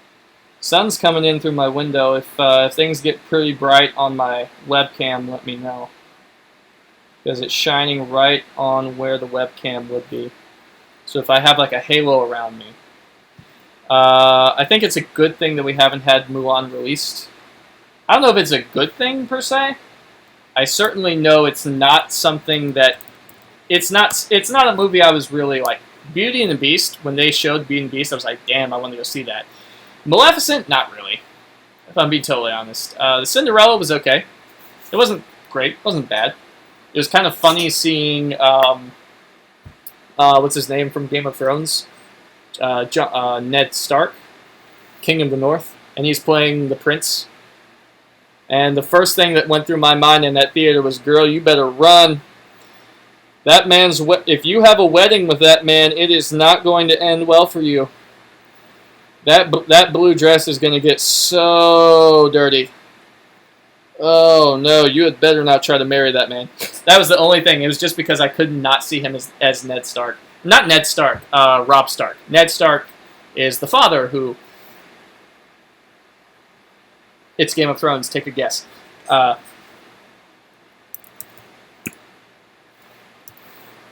Also, speaking of Game of Thrones, since I'm fully on in my soapbox mood, I have not finished Game of Thrones. I'm somewhere in Season 5, but I'm not sure I want to, because apparently it ended pretty garbagely. And yes, the ending has been spoiled for me. I know how it ends. I know most of the characters are dead, with the exception of a handful of them. They couldn't kill Tyrion because, I mean, come on. Why would they ever kill Tyrion? He basically is the only reason anyone watches that show anymore anyway. Or watched that show anymore anyway. And now the fans are screaming for them to recreate, or to basically remake the final season. Or at least the ending of it. I don't think that's going to happen. But even still, I don't know. That was one of those shows where it was big. It's kind of like The Walking Dead, which I also could never get into. It was hugely popular for a while. I'm not going to do any sort of like cleavage. I'm just going to leave it as it is. She's a 2D cutout. She wouldn't have a bulge. Yeah. I'm just going to do clothing, light. Maybe do just a little bit of a light edge somewhere. But yeah, I see Game of Thrones in the same way a lot of people talked about The Walking Dead. It was really popular among a very specific fan base for a while. And then as it went on and on and on, the story just got more convoluted and worse. And I don't know about the source material of The Walking Dead, but for the sake of Game of Thrones, it definitely diverted far away from the original source material that George R. R. Martin intended. Because he hasn't even finished the books.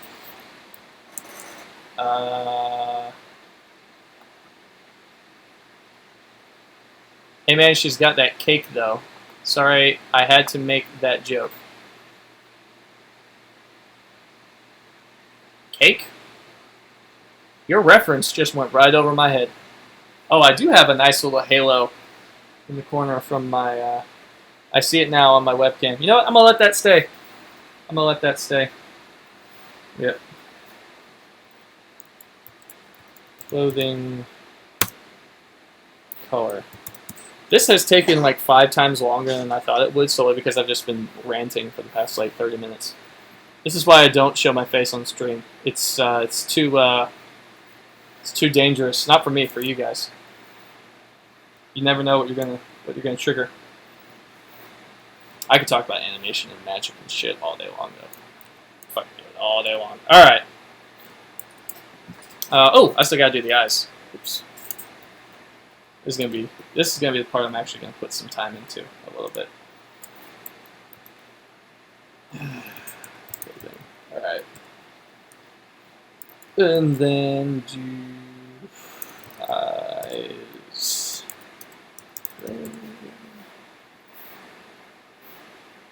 But yeah, I really don't know what to talk about outside of movies, video games, and cartoons. It's basically my entire life in a nutshell. And the fact that the whole world is shut down. Yeah, actually, I saw a video the other day that I found absolutely hilarious. So the World Health Organization, the WHO, as they're called, not the band, you know. Originally, way back, I think it was like October or August or something, declared gaming, excessive gaming, to be a mental illness. And that parents could basically have their children put in institutionalized if they thought they were excessive gaming. You know, like it could be a thing they could like write off on, you know, like a disabled kind of thing, or you know, actually no, it was an addiction. It wasn't a mental illness. It was an addiction. And then literally like a week ago, in the midst of COVID-19, an actual illness destroying our global economy and society. You know what the one thing holding many people together, the one thing keeping their psyche from imploding on itself? Video games. And they officially stated that they believe video games are a force for good in this current state. For me, I'm kind of annoyed that Fortnite got the season extended yet again. I haven't been, honestly, I haven't even logged into Fortnite since Season X ended. I completed Season X, and I did the thing I normally do with Fortnite. I put it to the side and didn't think about it, and when the day comes around that I see something that makes me want to go back and play it again, yeah, sure. I'll probably go play another Season Pass, but until then, it's not a big ordeal for me. They've been extending the seasons? Why? Why not just start another season?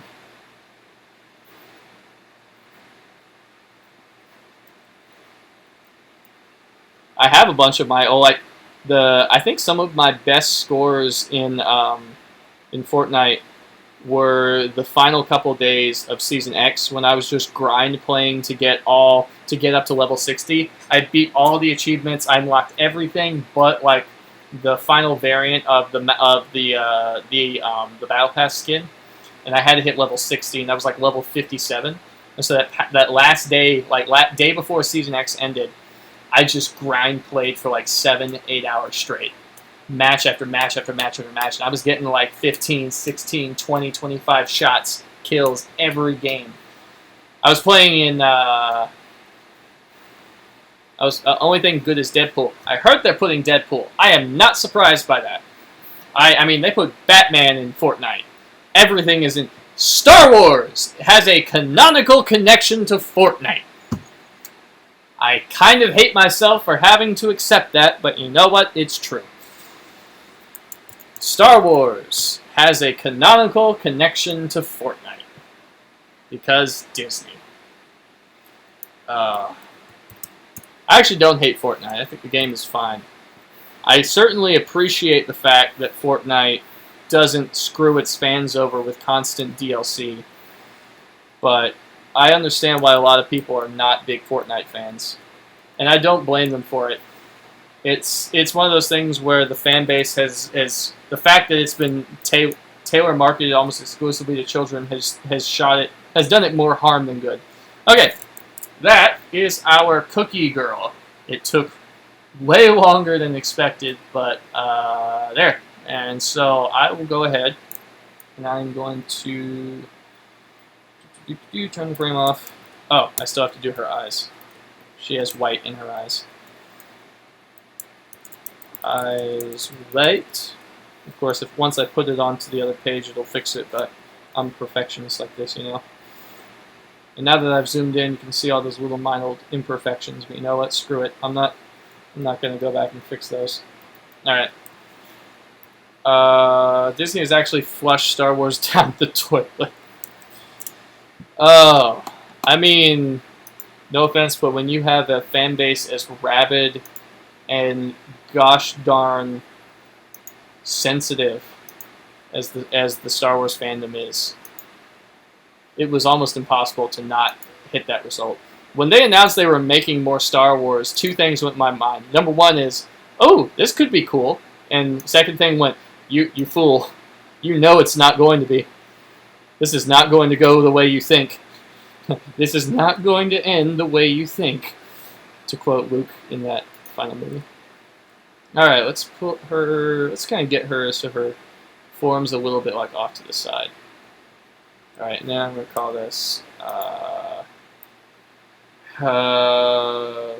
up, delete that frame, go to, let's do jet black, and let's do Arial type, because I'm basic like that. Arial type, maybe type black, I don't know. We'll do, she was gorgeous, thank you, welcome. Let's see. Oh, is this Cookie Carnival Girl? I'm gonna put Disney 1935 in like quotations under it. Command A. I don't need a strike. Go ahead and center the type, or center that type paragraph top, and then let's make it bold, and let's adjust that leading. This is where some of my design. Oh wait, nope, not the wrong thing. Is it leading? The space between lines? I can't remember. It's where some of that design stuff I went to school for 4 years to learn is actually. Oh, cocky.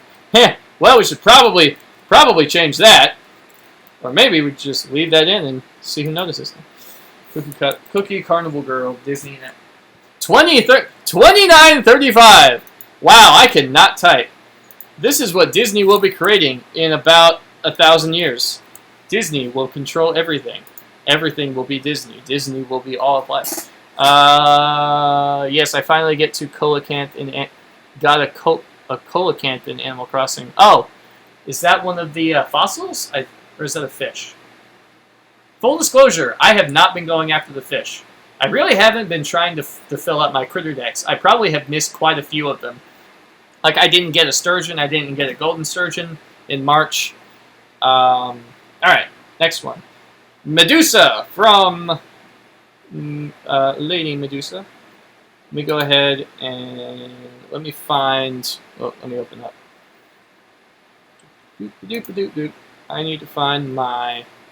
I'm gonna duplicate that file I was working on before.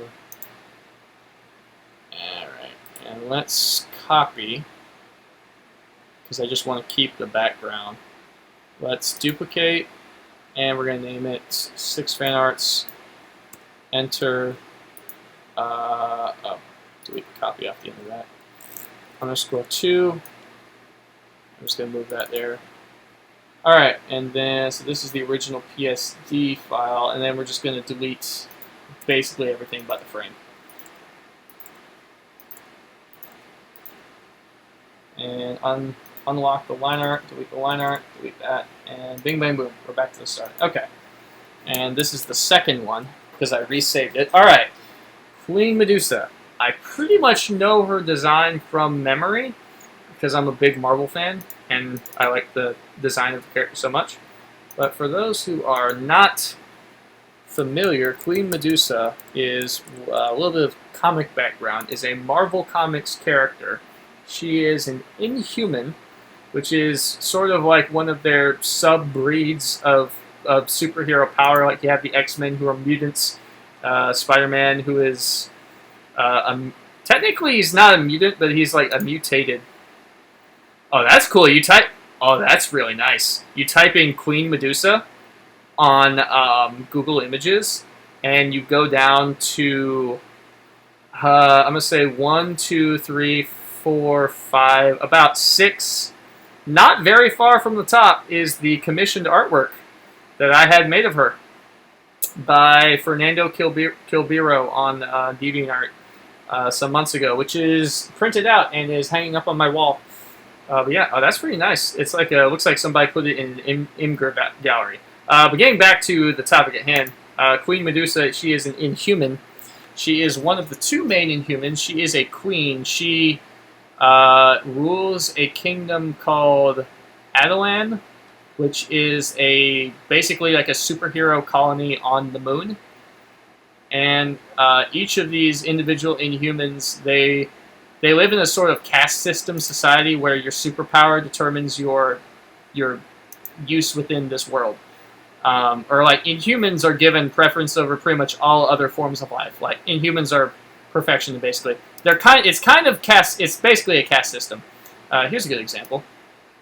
But yeah, her whole power is she has endothelial hair, which means her hair, she can control it she can control it with her mind. She can grow it out and move it around like it's a bunch of tails or whatnot. Each individual strand, that's the artwork I was talking about actually that I had commissioned. It's not very far from the top.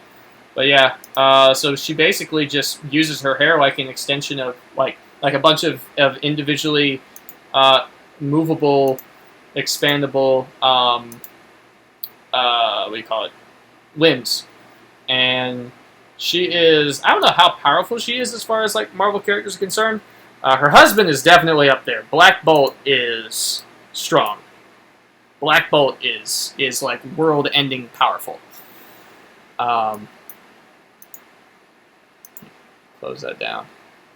But yeah, that's basically who Queen Medusa is. So all I want to know, Ultimate Portal, is which version, or more accurately, which outfit you want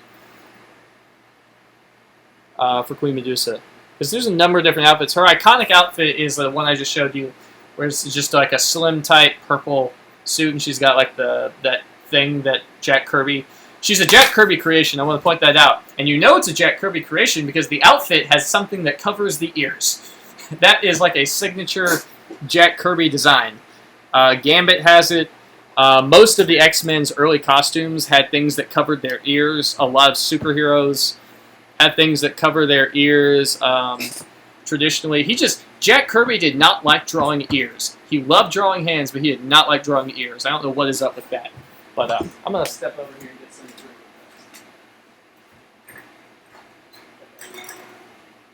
But, yeah, what outfit do you want me to go with? I can send a reference on Discord. Sure, go ahead. Go ahead. Oh, do I have Discord open on my computer? Let me open it up real fast.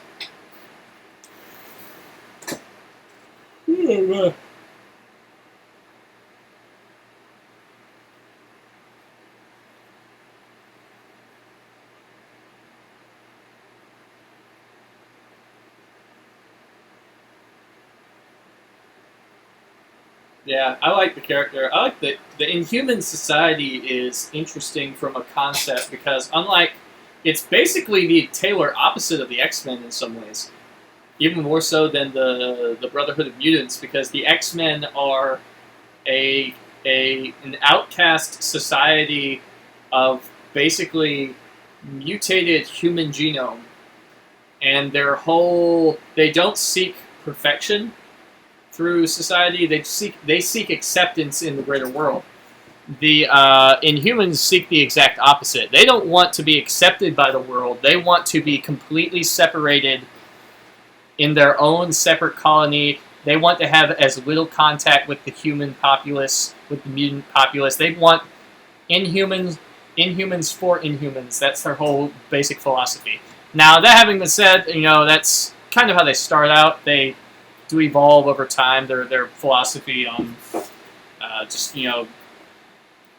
but that's kind of the general sense of what the Inhuman Society is like when we're first introduced to them. Obviously, things have kind of shifted and altered. Queen Medusa is a superhero, so she does fight alongside a bunch of the other Marvel characters from time to time. However, she is not like a mainstay character. And you haven't heard about her in the MCU because she's never going to be in the MCU, I'm pretty sure. They tried to do an Inhuman... They did, I think, an 8-episode Inhumans TV show way back a couple of years ago, which premiered on ABC alongside with, I think it was like season 5 or 6 of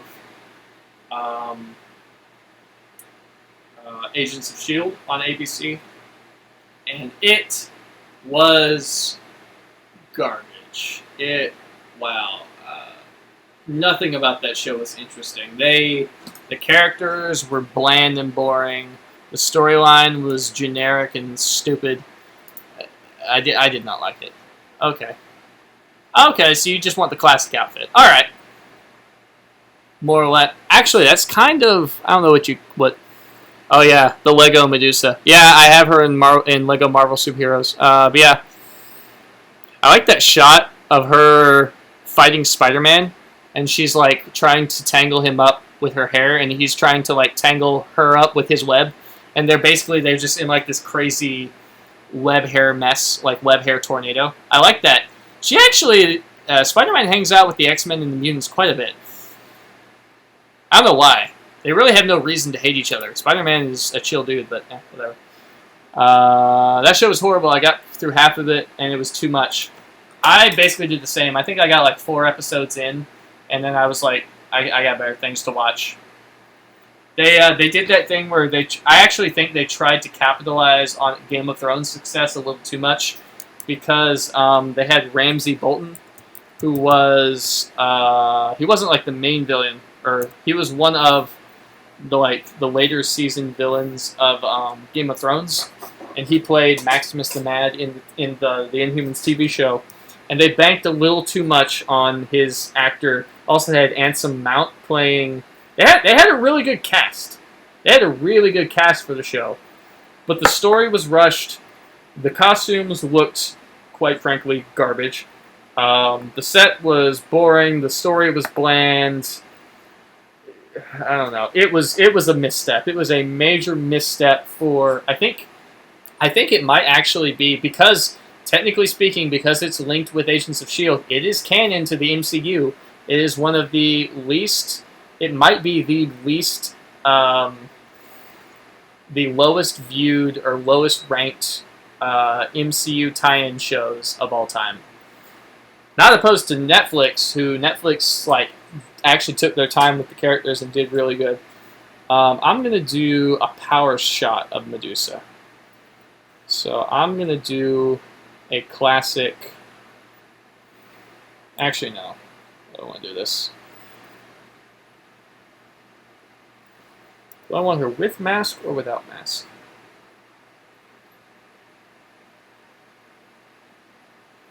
Because that's the other thing about it, is because she's a queen, Medusa just exudes power. Everything about her just, like, she holds herself in that sort of, like, royal, like, she walks in a room and everyone just stops and stares kind of thing.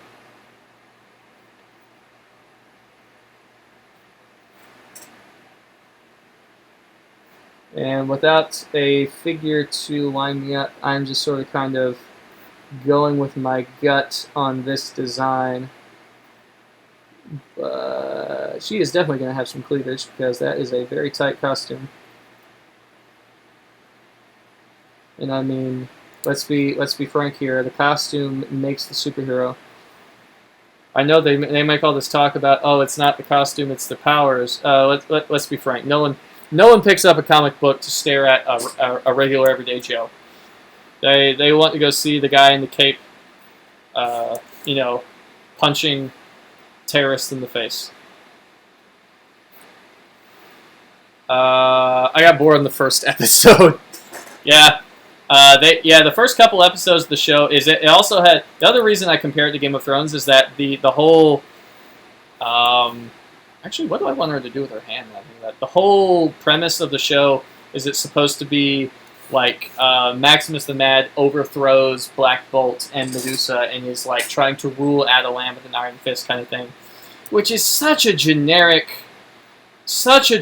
villain thing to do. There's no originality to that whatsoever. There's no reason to keep watching, if I'm being quite frank.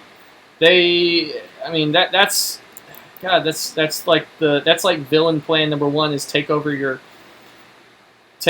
nation and make it into make yourself like dictator per diem. That's villain 101. There's nothing. His whole point is that he's really smart. He thinks through everything, and he's always 10 steps ahead of you. So why is his grand plan to just take over Adelan? Why not? I don't know. I still think it's funny that Marvel is canon in Fortnite and Fortnite is canon in Marvel. Oh yeah, because they had the reference in Thor. I don't know what I want her to do with her hands.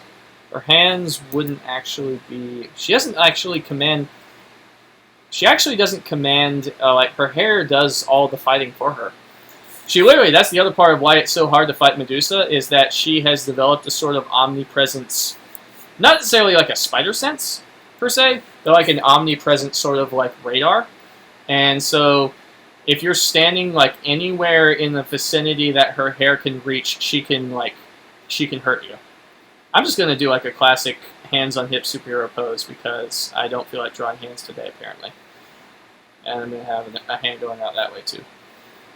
And of course, seeing as how this is like her trademark, I'm just going to kind of...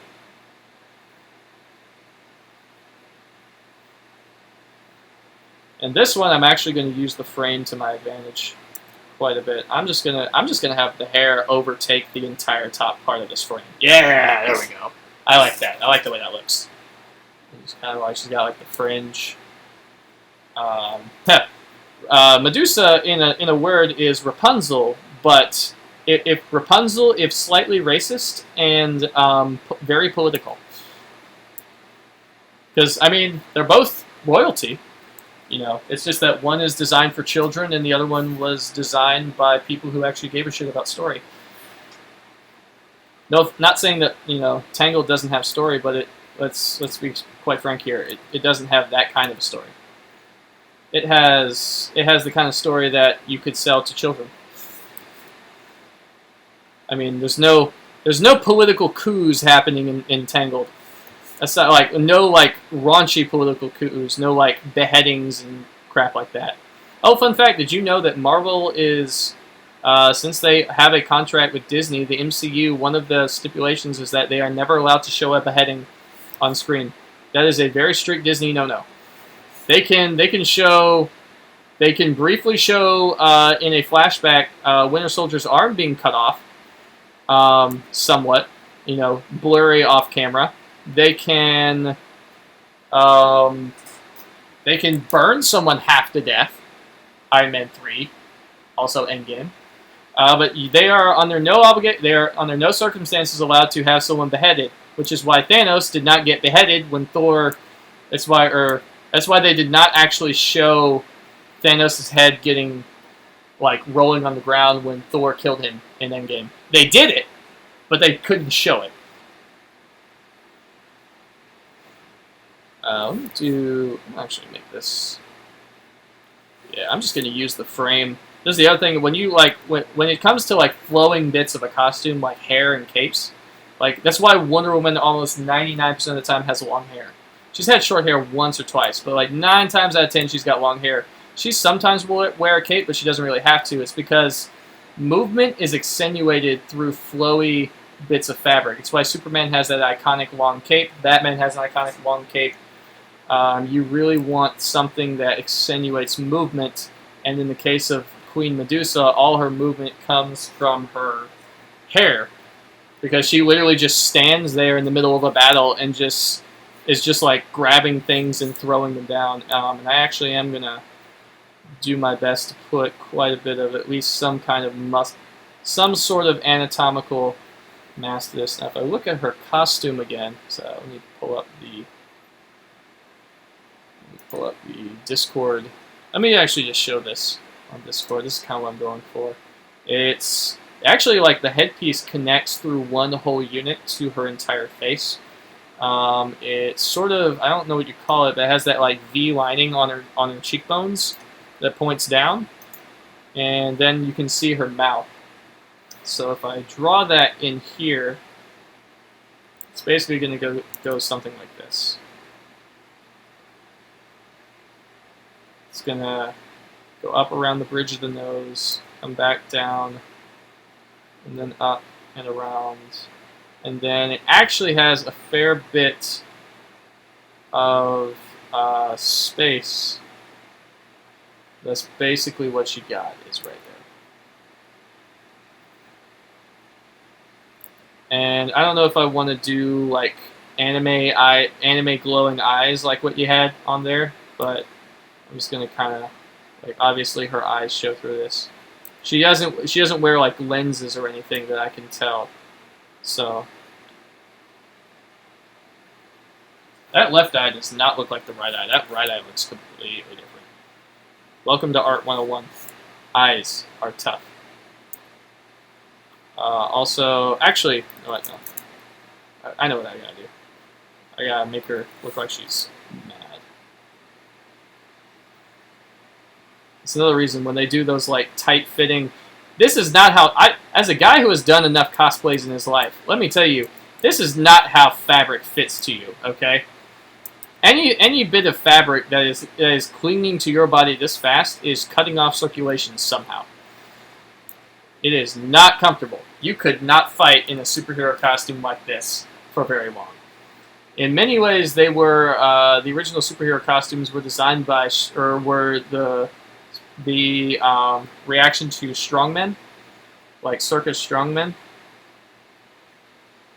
just gonna kind of.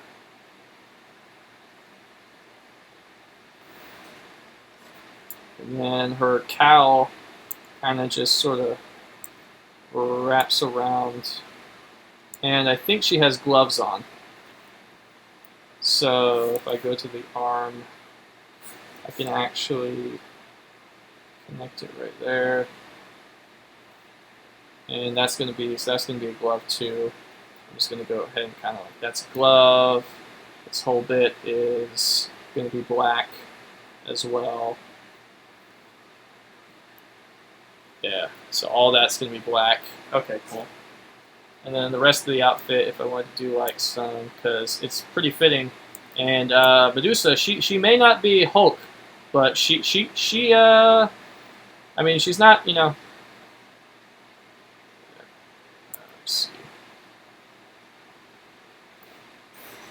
She's not. She's been hitting. She hits the gym of sort. You know, she can lift 4 tons with her hair, but you know, she hits the gym. She gets it done. All right, I'll go to line art.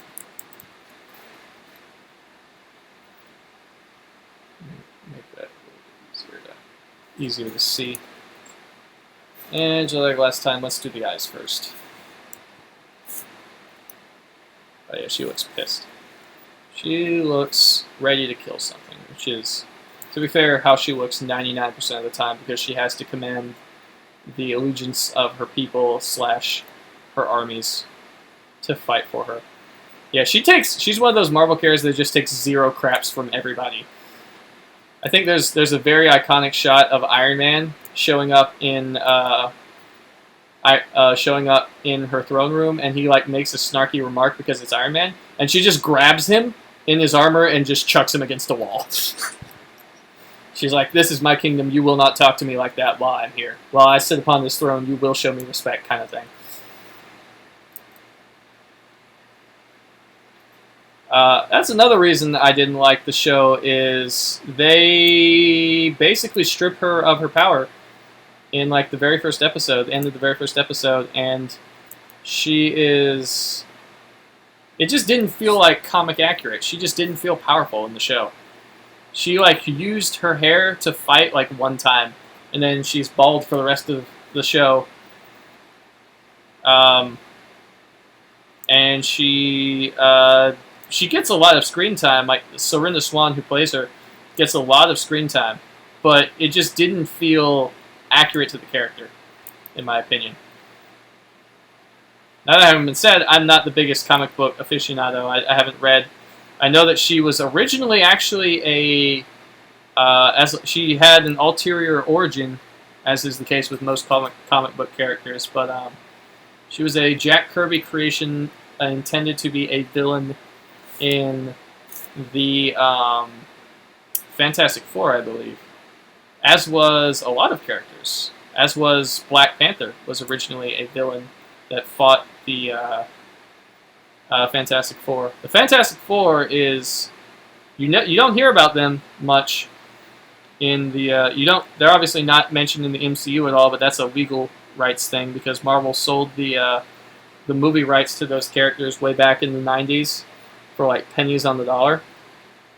And that's why Fox creates a crappy Fantastic Four movie every couple of years. Every 7 years precisely, to maintain the rights. And if the... was it Fox or was it Universal? I think actually it is Fox. I think Fox created the last Fantastic Four movie, which, even though they now have the rights to the X-Men, they can fully use those, I still don't think they have the movie rights. I think that those movie rights are still by default in the hands of whatever German... I saw a video on this recently too. Whatever German film producer they sold them to. Which, if you want to look up an interesting story, look up like the 1980s Fantastic Four movie that was created solely because it meant the rights holder could keep the rights, and he could keep getting a check from Marvel. That was his whole deal, and this was pre-Disney Marvel.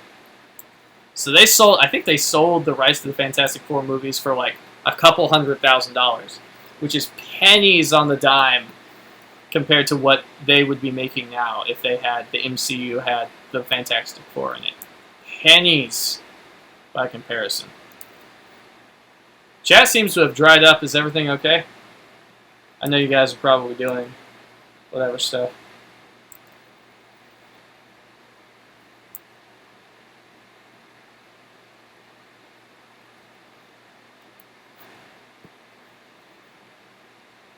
I really like how this freehand design is working out.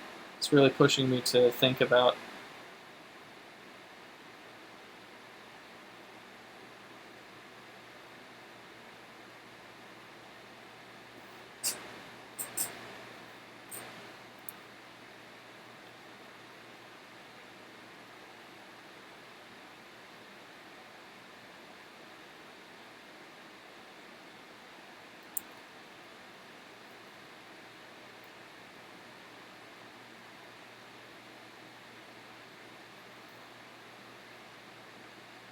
I'm gonna go pretty heavy on the shadow. I like that. I like that sort of when you do comic book. I like having that heavy shadow emphasis. I know that every artist has their like different styles for it, but I really like it when comic book characters have that like really heavy shadow put on them.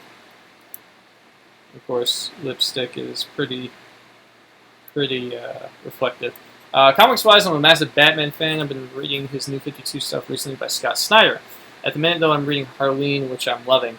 The Harley Quinn, if you haven't seen it, the Harley Quinn animated series on DC Universe is actually pretty darn good in my opinion.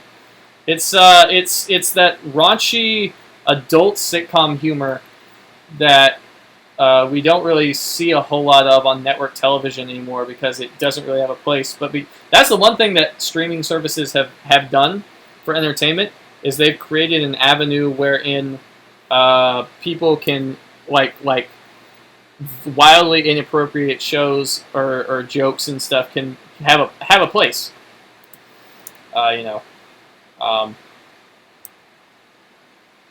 And while I'm not particularly fond of the way that DC has always handled the character of Harley Quinn, the Joker, but at least the show, the one thing I really respect about that show is they very quickly in the early episodes address the toxic relationship between Harley and Joker. And that is basically the crux of the entire story of the show is Harley Quinn basically telling the Joker to go fuck himself. Which is perfect. That's one of the reasons I hated the Suicide Squad movie. Was they tried to portray Joker and Harley Quinn as this like psychotic, inseparable love couple, and that is not what they do. He beats her.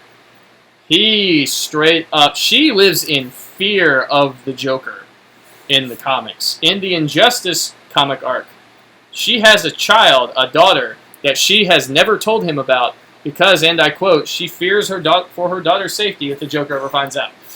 The Joker is a terrible, terrible person. And I am very glad that they made that the main drive of the very first season. Oh, by the way, I think the second season has started. I saw some screenshots from the second season of the Harley Quinn animated series today. I still find it funny that they made another girlfriend to the Joker. I don't really know anything about Punchline, but she looks alright. I've never heard of this character. I have never heard of this character called Punchline. Did they, just out of curiosity, did they make her solely because people were sick of Harley Quinn? Because it sounds like it. I'm gonna have this it's like dark shadow sort of. Yeah.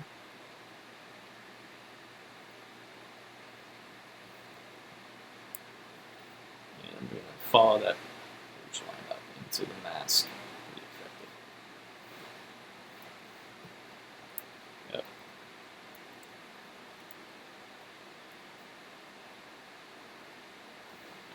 But yeah, I've never been too fond of Harley Quinn's relationship with the Joker. I like the characters a little bit. I mean, bananas off the wall, but they at least with the right writer, they play it off pretty well. And they actually do on many occasions in the comics make point of the fact that she is very smart. Harley Quinn is extremely smart. She just acts like that to impress the Joker. She intentionally dumbs herself down. She is a PhD level psychiatrist and like a gymnast acrobat in one, but she intentionally dumbs herself down to be a subordinate of the Joker, which is just terrible. But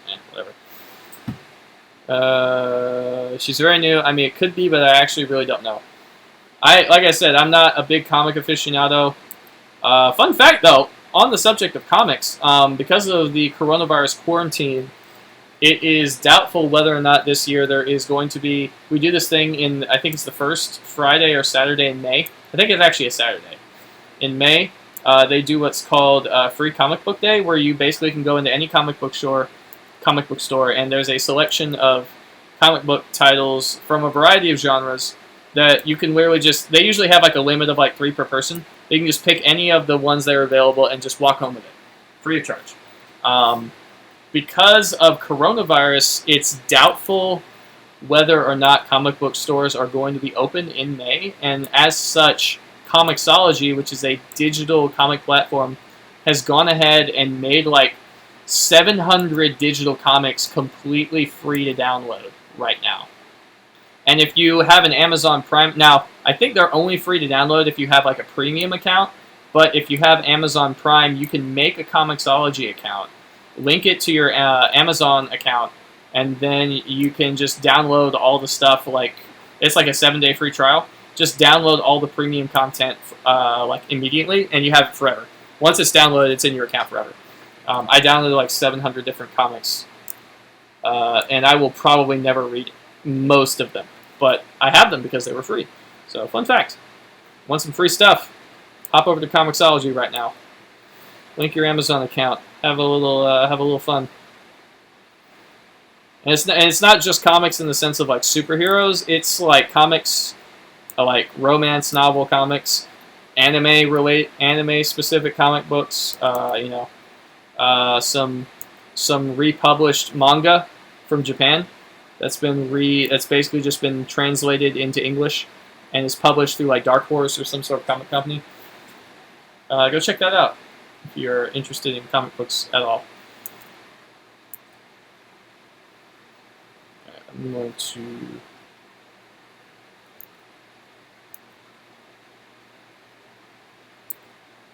Oh boy, I put some Hooters on her. I shouldn't say that. I could get myself in trouble with the wrong people. Oh well. Oh well.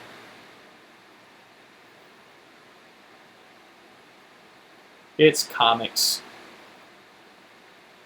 Don't complain to me about anatomy while the Hulk exists, alright?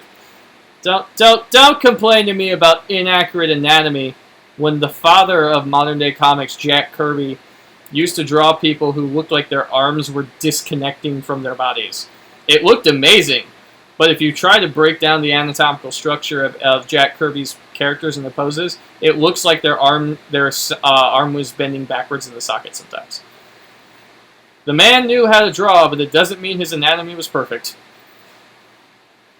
It was, not necessarily a abstracted form, but it was definitely non-conformist to, whereas our modern day comics, most of them are just super obsessed with realism, or at least trying to be like super realism, which, I mean, I'm guilty of as well. It's not really a bad thing. It's just that, it's nice to have that contextualized style and to just sort of like own into it every now and then.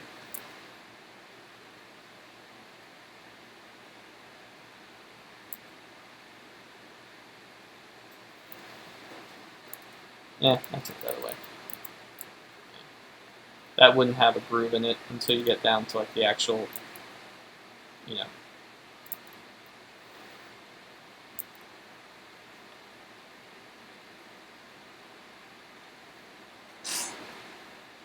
Super boobies. I mean, that's basically all comic book characters in general, or females in comic books. Super boobs. Huh. Huh. Superman looks at Wonder Woman. Why are you always blocking bullets with your bracelets? Why don't you ever just let them bounce off your breastplate? She's like, well, and she lets them, and it's just like jiggle, jiggle, jiggle, jiggle, jiggle, and he's like, point taken.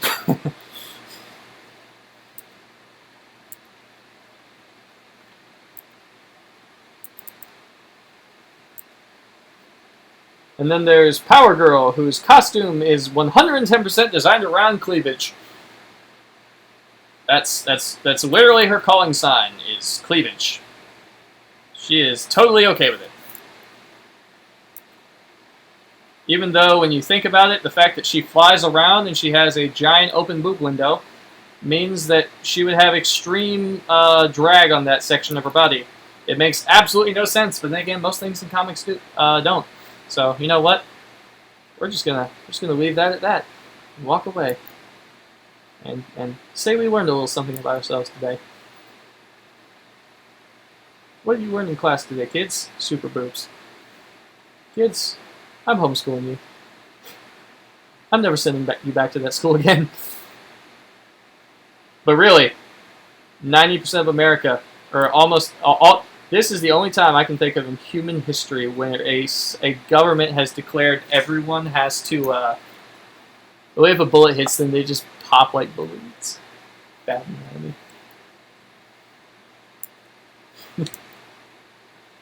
There's got to be a superhero somewhere who that's just their whole powers, or inflation.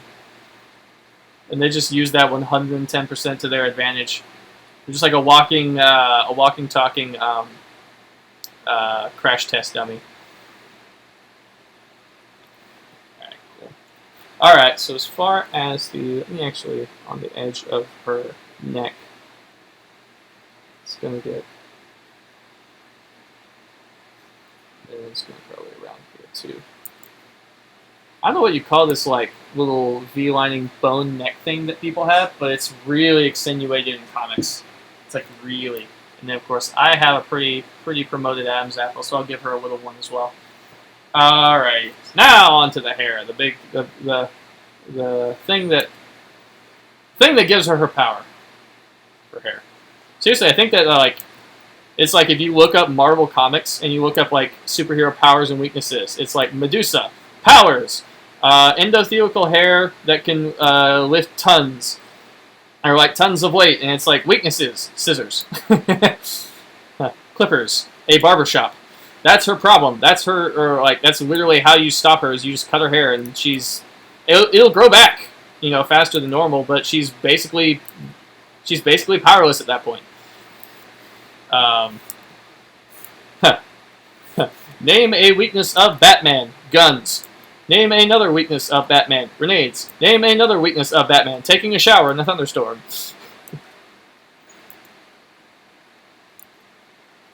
Name 15 weaknesses of Batman. Being stabbed. Being shot. Being thrown off a cliff. Being crushed by a truck. Cancer. Old age.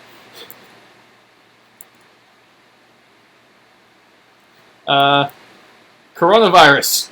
Let's be honest. What do you think Batman's prevention for coronavirus is? Bruce Wayne would have the cure. Like, this would have hit, like, if superheroes were real, Bruce Wayne would have been, like, promoting a cure the day after coronavirus came out. He would have hit the lab, he would have had a cure, and he would have distributed it by now. It's more proof to the fact that superheroes need to be real. I know they aren't, but they need to be. They need to be.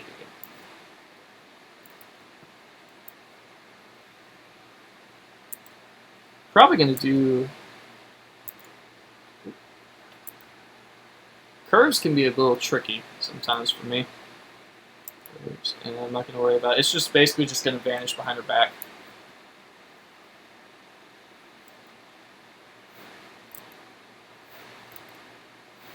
I'm going to make the outside edge.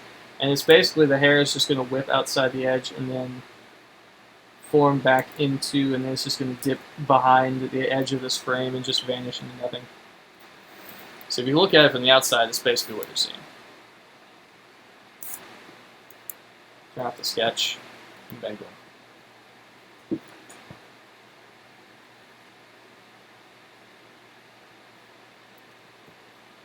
So let me go ahead and... Okay, the reason why Batman doesn't use guns is because if someone was used against him, it would defeat him easily. I don't think that's true. I sense flawed logic there, but it's just me. Yeah. Alright, here's what I want to do. Put the pen down, and then we're just going to drag.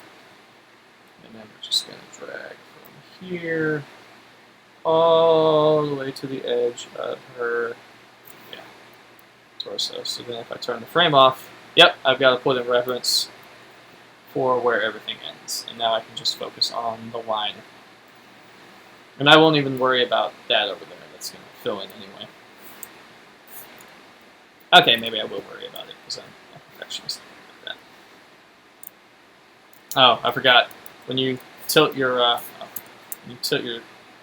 canvas, it tilts the horizontal and vertical axes with it relative to the way you have it tilted. which is very nice when you're drawing in perspective, but it's not very nice when you're trying to draw anything else. She is a one-armed, no-legged, no-handed superheroine with a lot of hair. This is like one of those like art museum style busts of someone, like stone busts where it's just like torso and head and no arms and no legs. It just goes from like chest up. Oh, shoot, I'm gonna do this upside down. It's easier when I go from left to right. Years of writing English have made me more adept at making left to right strokes.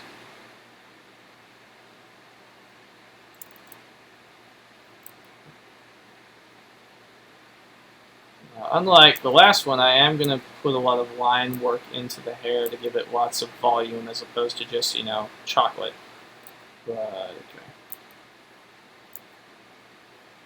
If anyone in chat has a... I'm going to do a one per person thing, obviously, because I don't want everybody to manipulate the system and just get a bunch of stuff. But if anyone else in chat has a thing they want me to draw, or a character they want me to draw, speak now. This is the time to do it. Don't feel like you only have to say it when I'm waiting for something. You can go ahead and make a suggestion at any time. Hecker, I don't think you've made one yet. Batman is one of the best heroes, with some of the best villains. He doesn't even have powers. I'm definitely a Batman fan. Although I do have to admit, though, that I've kind of gotten to the point in my life where I can see Batman's many, many flaws, or at least it depends on the writer. Like, Batman in his edgiest, darkest phase, maybe not so much something I'm looking into, which is ironic because that's like his whole deal, is he's supposed to be like dark and edgy, but also like super cool at the same time. I like it when a writer can acknowledge the dark part of Batman, but still like that's why Batman the Animated Series is so cool. Is like when he was in the suit, he was like broody and stuff, but when he was Bruce Wayne, he's just walking around. He actually had like a decent sense of humor. And most people, they write him as like, oh, when he's not inside the suit, he's like a rich playboy billionaire asshole. It's like his cover is, I'm an asshole. I can't be Batman because I am asshole. And it's like, not really. Oh, I think a month or two back, they had the second season of the Telltale Batman game. Check it out. What about Batman Who Laughs?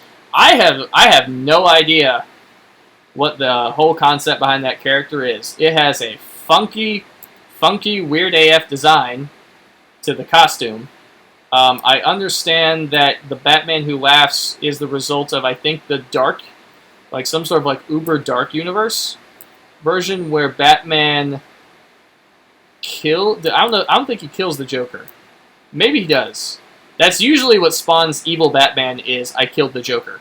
Or I killed someone. That's usually what... It's like, how do you make Batman evil? He murdered someone. Okay, fine. The Joker, the Batman Who Laughs... Number one, I like the name. I really like the name. Because it pays homage to the very original source for the Joker, which is that old black and white film, The Man Who Laughs, which is disturbing as hell if you haven't seen it. It's about a man who goes through surgery that makes it so that he can never, like his face, no matter what he's expressing, is always like stuck in this psychotic grin, and that's like the whole concept behind like the Joker is always supposed to be laughing even when he's like not happy. But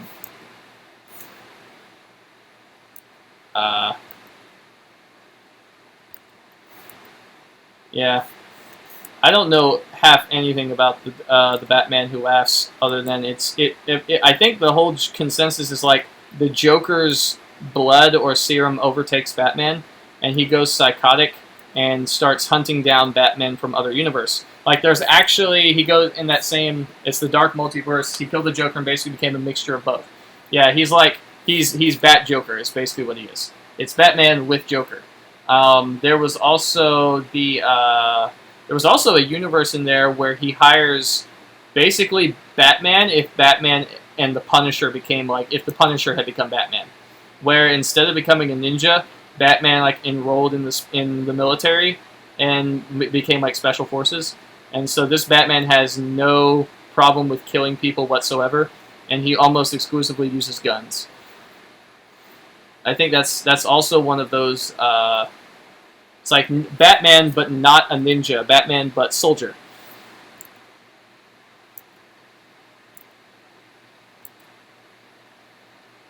Which, speaking of, I always thought that if you wanted to fix Gotham, the guy you would need to call is the Punisher.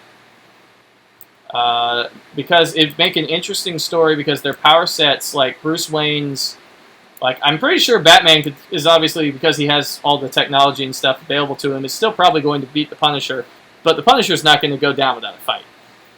He does not stop. That's his whole thing. The Punisher does not give up. If he wants you dead, he pursues you to the end of the earth and then rips your head off. That's his whole deal. Also, he like the Punisher is basically Batman if not rich and with no reservation for killing. The Grim Knight, he's awesome with guns and everything. Oh, that's what they call him, the Grim Knight. A demon called Barbados gathered all these Batmen from the Dark Multiverse. I don't know, just that term, the Dark Universe, just kind of... I've hit that point where, like, thinking everything in terms of, like, light and dark has just become, like, I don't know, my mind is just like, that. It's too edgy. And maybe it's just because I had a really edgy phase as a kid, and I'm just done with it, but... I don't mind. I actually kind of like it when my superheroes are a little bit goofy. Even by, like, you know, I'm starting to see the appeal of, like, the old Adam West. Not that I didn't like him before, but, like, really starting to, like, fall into that old, like, goofy, which, R.I.P. Adam West, by the way. Oh, and did you know that they made the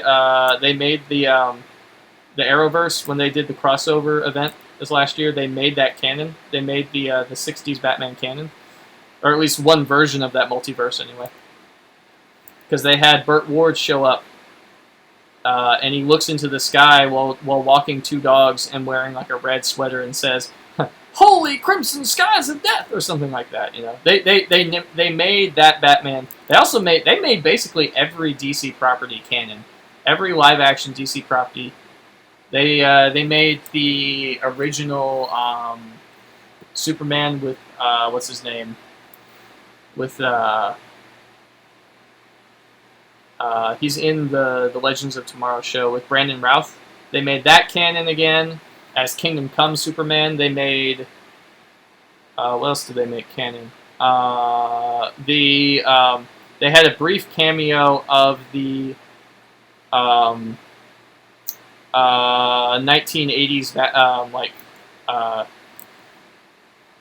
1980s, what do you call it? Nightmare Before Christmas. I'm wearing the damn hoodie. Fucking, you know who I'm talking about. The Batman, like the 1980s Batman movies. Like those got a cameo shout out. They did Titans is Earth 9. They also confirmed that Doom Patrol and Titans happen in separate universes, which was actually undisclosed until they made that crossover.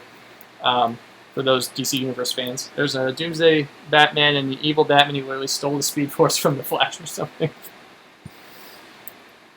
Yeah, that's the other thing is a writer who goes for the low-hanging fruit is just like, what if Batman, but with this person's powers? And it's like, okay, fine. But is that really original? Is it original to say dark, edgy, but with superpowers? No, it's not. People are past that. It's not the 1990s anymore. We've gotten past our edgy phase, okay? Let Batman laugh a little. That's why I actually think one of my favorite Batman of all time was the Terry McGinnis Batman Beyond one. It's probably my favorite of all time because it's, as much as the purists will hate me for it, it's not Bruce Wayne. Alright, I think that's pretty good as far as the line art is concerned. Let's go ahead and do Skin Gray. And this is going to be a very small layer because she doesn't actually show much skin, even though her suit might as well show skin, but it doesn't.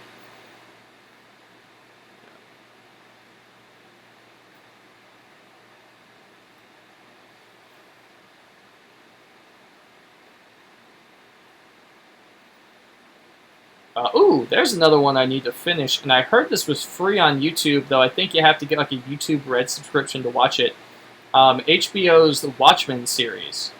I watched that. I had free HBO with my DirecTV subscription up until like November, and then when they announced Disney Plus, the very next day I called and canceled my DirecTV subscription and paid out the overage fee.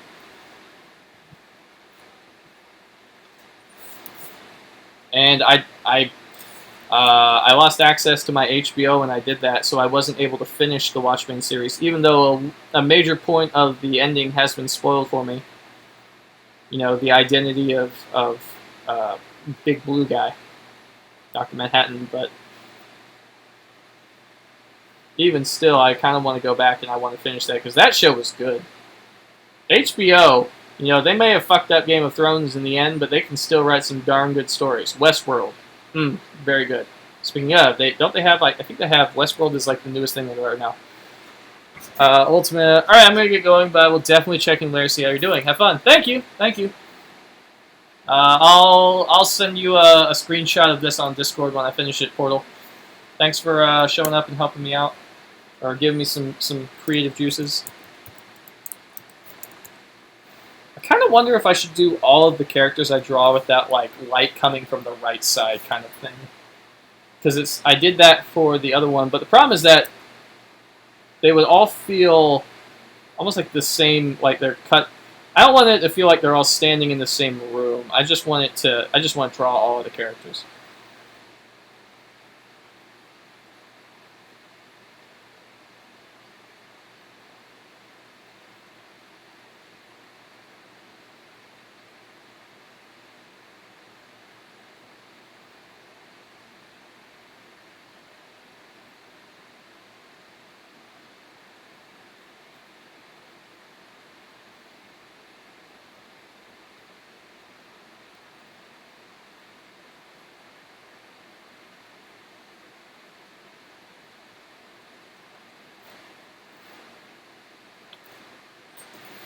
Yeah, is there anyone else in chat that wants to contribute with the character they want me to draw? Because I've only gotten 2 suggestions thus far.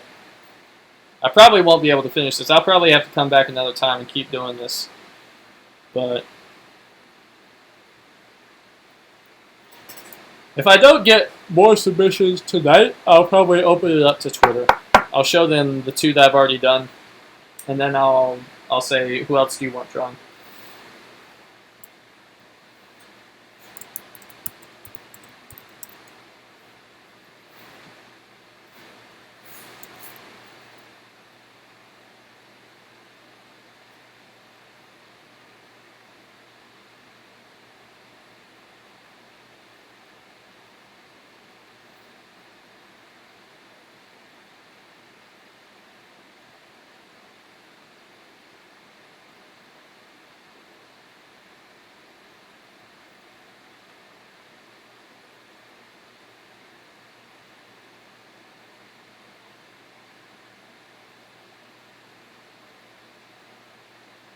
Joker from the Persona series? Oh, sure. Yeah, I can do that.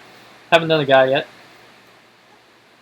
I actually, I've been looking into, because they've got the new release of Persona 5 coming out, Persona 5 Royal, I believe. I've been considering getting it. I had a friend who, in college, when the original one came out, he bought the original Persona 5 and played a lot of it, and I watched him play a lot of it. And I don't know, maybe it's just because he's a huge JRPG fan and I'm not. But it just didn't seem like my kind of game. But I don't know. I mean, the art style is definitely unique, and the soundtrack is amazing. And I love playing on that stage in Smash Brothers. So what do you like most about Persona 5? Smash Brothers? I'm going to get shot if I say that out loud on the internet. Someone's going to find me and kill me.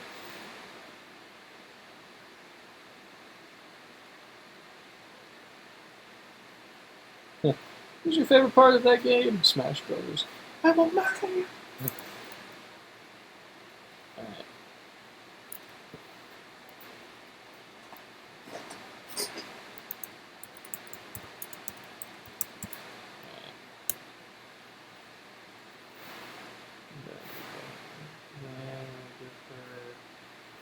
Getting a proper skin tone on characters can always be a little tricky. Oh, that's too bright. Too bright. Let's darken that up a bit. Still seems a little too pink. Maybe if I lighten that up actually a little bit, maybe go the opposite direction. It still seems a little too pink for my taste. Still too pale. Skin color is one of those things. Oh, way too pink. It's one of the things that I really just kind of mess with. You know what? Nah, it's too it's still too pink.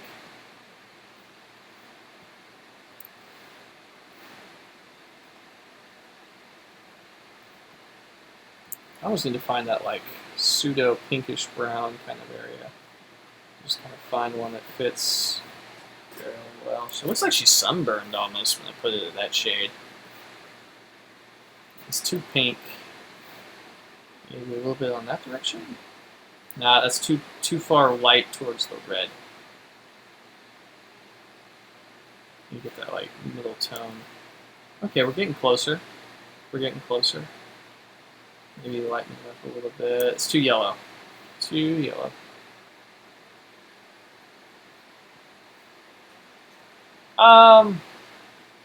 Still looks too yellow.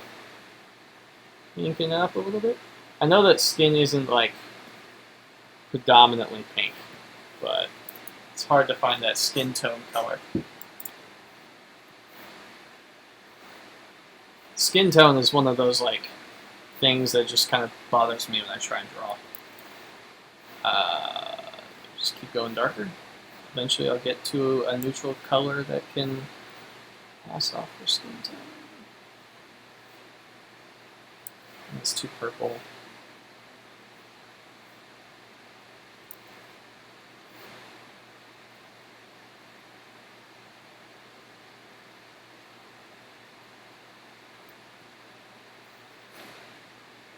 If I can take that shade but add just a tiny bit of reddish color to it,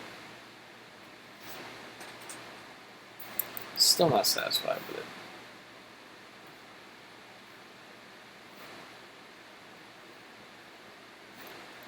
See, it's hard getting like a pinkish tone that doesn't look like she was just like sitting in the sun all day long.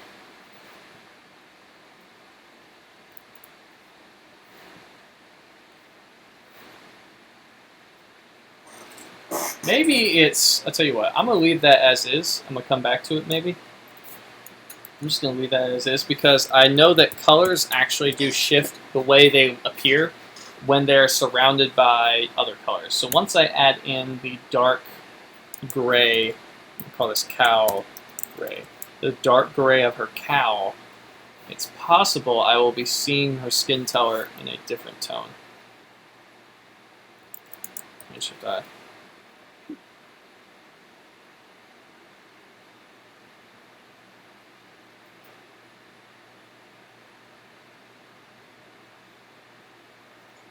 Joker from Persona 5.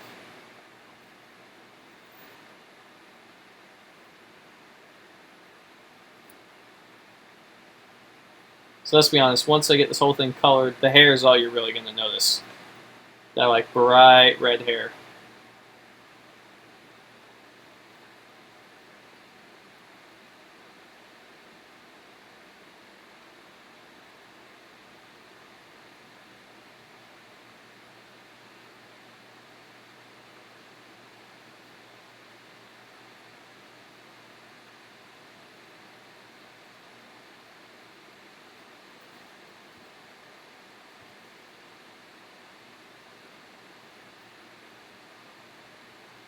Yeah, I don't know if I want to get Persona 5 Royale.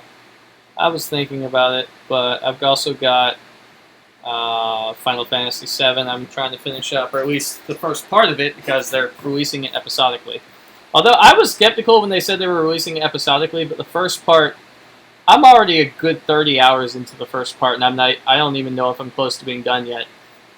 And I know that obviously your experience is going to, carry over.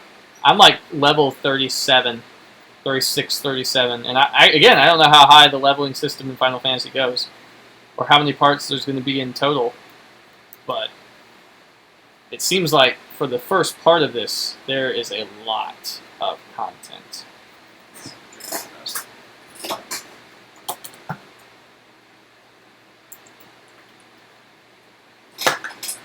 I might get Royal at some point. It's going to be, well, yeah, same.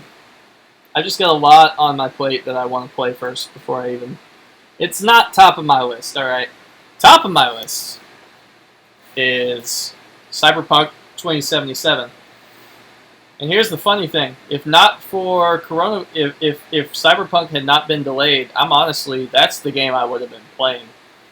Cyberpunk, because I love CD Projekt Red. I love their work. Specifically, I'm a big Witcher 3 fan, but...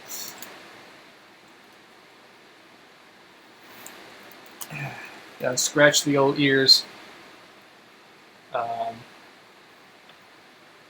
yeah, I'm a big CD Projekt Red fan. I'm actually going to do...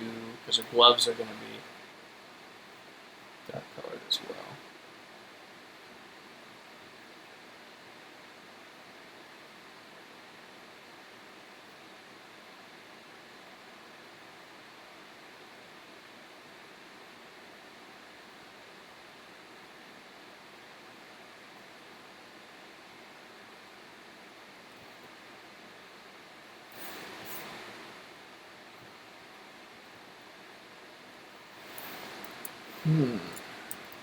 How dark?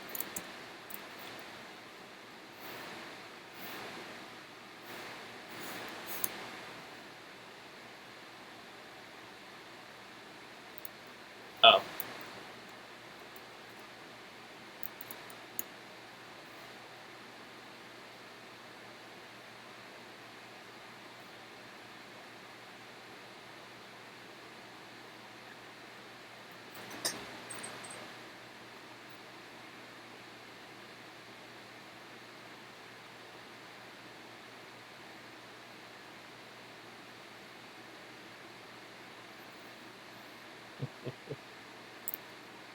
Let's see.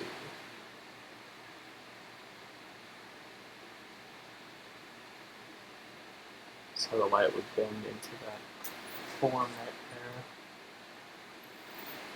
there. Let's do a little bit of just a shadow right here to sort of kind of show that her ear is actually does bend back from her head.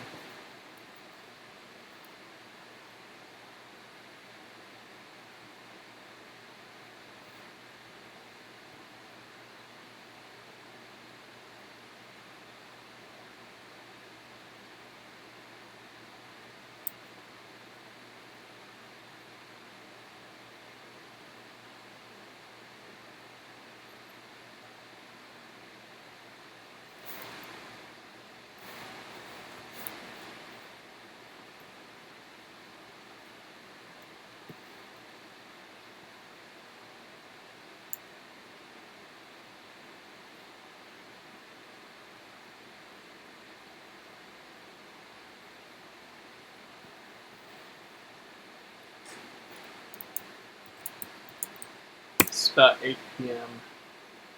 I gotta get to bed in about 3 hours, so I still got plenty of time. This is all I really had planned to do for today. I might not even get some Animal Crossing in, but I considered at least logging in to check and see. I have missed turnip sales for the past like 2 weeks because I sleep in on Sunday mornings.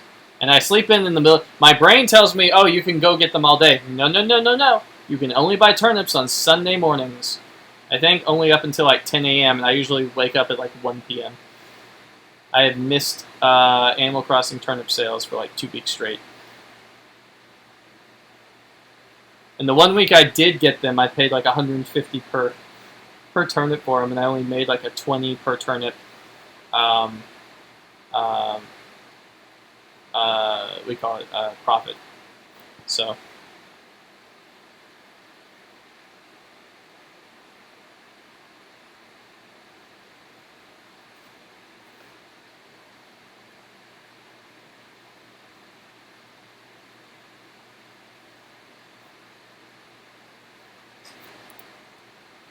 I really like how the impact lighting on this rubber suit is going so far.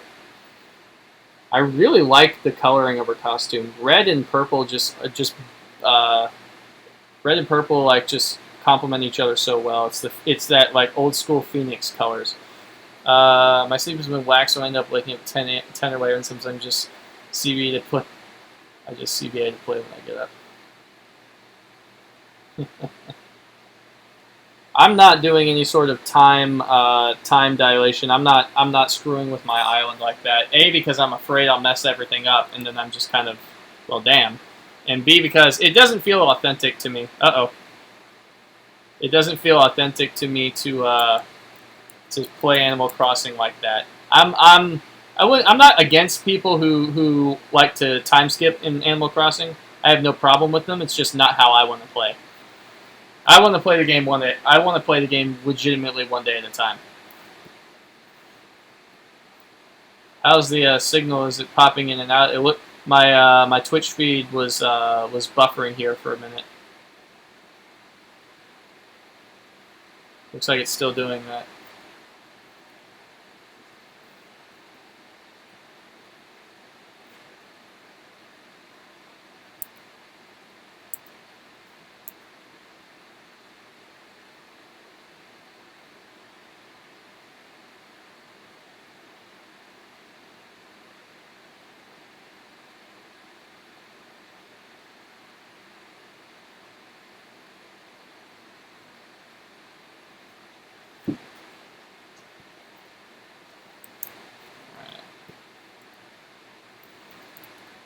How do I like that skin tone? I don't know. It doesn't seem as bad now that I put it in context, but I'll still play with it probably later on in the piece as I get closer to finishing. Let me go ahead and do her lips. Oh, one thing I do want to do is cowl color. Now her cowl is supposed to be dark color, like dark black. So what I like to do is after I get all the layering in, I'm just going to go ahead and just hit the whole thing, the whole layer, to just so I don't lose that change in color, but I still get that dark color, or that I don't get the change in intensity, but I still get that dark color I'm looking for. Oh, one thing I do need to fix with that cow, and this I am going to get a little bit nuts when it comes to doing this, is go skin color.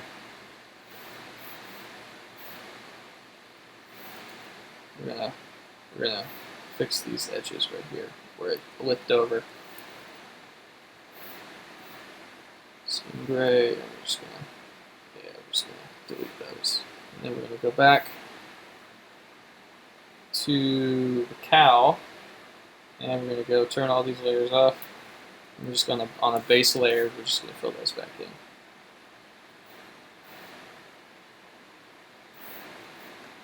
And then we're going to go back to all this layer. Yep. And we're just going to fill these spots in where it needs to have the appropriate color for them, for normal.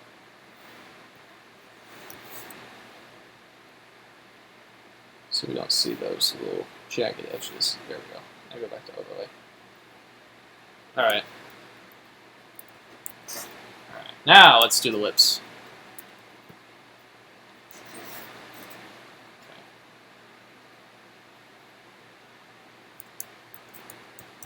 Lips. Gray.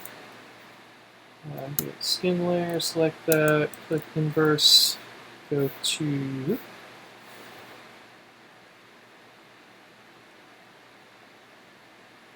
and go to lips, dark.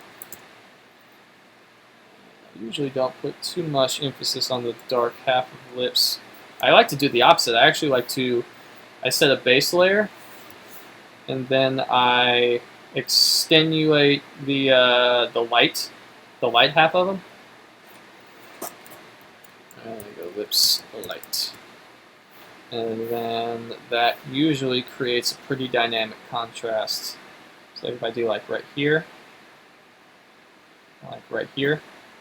I just do like the entire right side of her lip, and I'll just kind of take the blur tool, kind of blur that back and forth to lips color. Fill that in. This I'm going to go very, very hard red on. Oh no, just this part.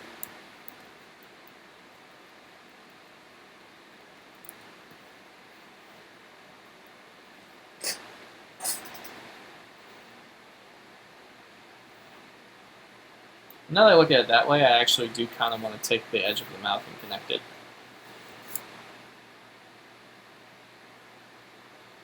I do actually want to do that. Yeah, I wasn't sure if I want to do that before, but I do now. Alright, let's do the suit next. Actually, no, let's do the eyes. She has blue eyes, I think. Pretty sure that Queen Medusa has blue eyes. Oh, let me turn this off, actually. Go to finish thin, eyes light, and we're just going to put this at the bottom. Nope, bottom, below everything. X.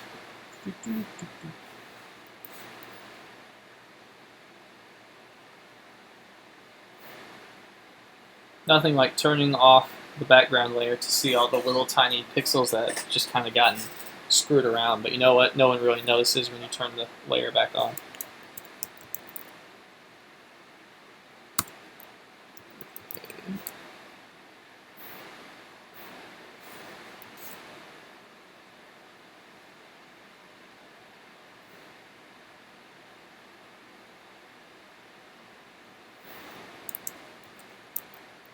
Eyes. Color. I think her eyes are blue. I'll find out in a moment when I hang over this. Let's get more of a lighter blue. Got more royal blue. Yeah, there you go. Though it's hard to get that royal tone when the gray color is so apparent, but we're just going to go with it. Also, her eyes. Get the eyes white. Eyes shadow, and I'm actually going to set this layer. Spelled that incorrectly. Not that it matters, but yeah. I'm going to set this to multiply, and I'm just going to go with a very slight, because your eyeball is spherical, and it does in fact have a shadow on it in the edges if you look at it in certain context. And I'm not going to go into the crazy process of drawing like the veins in your eyes or any of the really disturbing crap like that. This ain't horror comics. We ain't doing that here. Yeah, there is a point at which you get so into a drawing that it just becomes too much. I'm really liking how this is turning out now. Really liking how this is turning out. Let's do the suit next. So I'm going to do suit. Gray, and this one is going to be relatively dark as well, but it's not going to be nearly as dark as like the rest of everything as far as like tone is concerned, because I want that purple. I really want the purple in the suit to pop.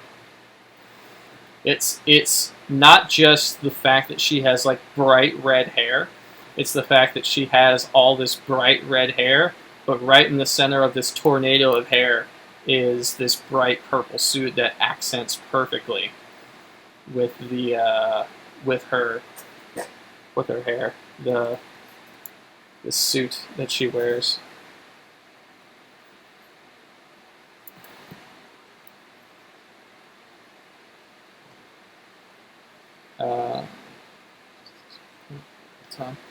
Yeah, I think that Animal Crossing is one of those games that it's very obvious the developers don't want you to binge play it. At least not binge play it in the sense of like they don't want you to just like slam your way through hours and hours and hours, because there really is no end game. There is no end game content whatsoever. You don't win Animal Crossing. It's not like there's a level and you hit a certain point and you just won the game. It's an experience. the whole point of the game is that you're just taking it day by day, and you slowly over time increase like the size of your house and the amount of stuff you can put in your house, as well as like, and then you get to change, go to your villagers, and you get to like modify like the way your villagers look in certain respects, like the things they wear, the way their homes look somewhat, and you get to just kind of like, especially with this new game where everything is extremely, like, they have like a design system, a really in-depth design system where you can create pixel perfect creations and then just kind of fill your island. Is that it's an experience. It's like art. You don't just like press a button and just art gets made. Yet you have to take the time and the effort, and you have to go through the steps, and you just kind of let everything sort of happen as it's going to happen, and then you adjust with that. I have not kicked any of my starting villagers off my island in Animal Crossing solely because I don't really care. I know that there's like certain villagers that are considered like super rare. I don't care. I like the idea of like, this is what I've got, and I'm just going to work with it, And these are just the type of villagers that just show up in my village, and I really want them to stick around and to, I'm sure if I don't play for a long enough period of time, a couple of them will probably move away. They'll get bored or whatnot. I even actually, like, the day after one of my villagers moved in, I caught him walking around saying that he wanted to move away, and I told him not to. I don't get it. I don't get what's up with that. Like, game, why would you do that? Why would you, like, make me go through the process of building this house for this character, and then you want them to, like, move away? Why? Why, game? Why? But yeah, and then of course I got Final Fantasy that I'm trying to finish through. It's going to take me a while. I don't know, I'm at Hojo's lab, which is fairly later on in the first part, I think. When you're like trying to rescue Aerith from Shinra. Spoiler warning, she is a character in Final Fantasy VII. She's very popular, and things happen to her. I don't think it's a spoiler to...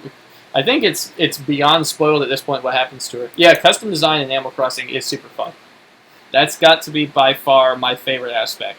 My character wears a custom FBI outfit that I made specifically because I found a pair of night vision goggles one day, and I thought, ooh, I'm gonna go full tactical with my outfit. And I've seen people that make like pixel perfect creations of like armor from other video games. I saw someone made the Doom armor, or is attempting to create like the Doom armor inside of the game.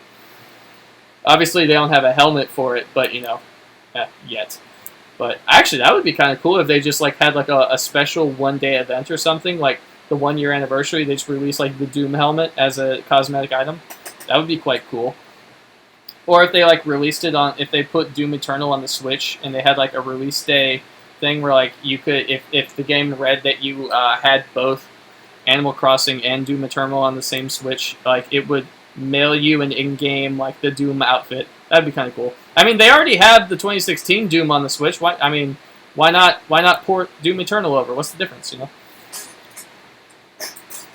Like I can dream. And suit, lights. Typically, clothing I try to avoid too much as far as the light is concerned.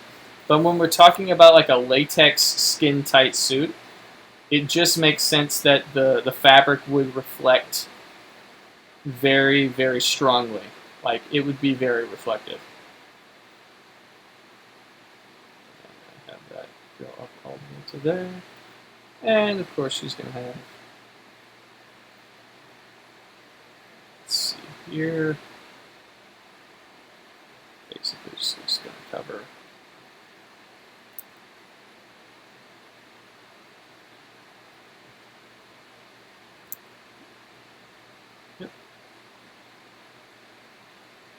Roll with that. Just fit that to the edge.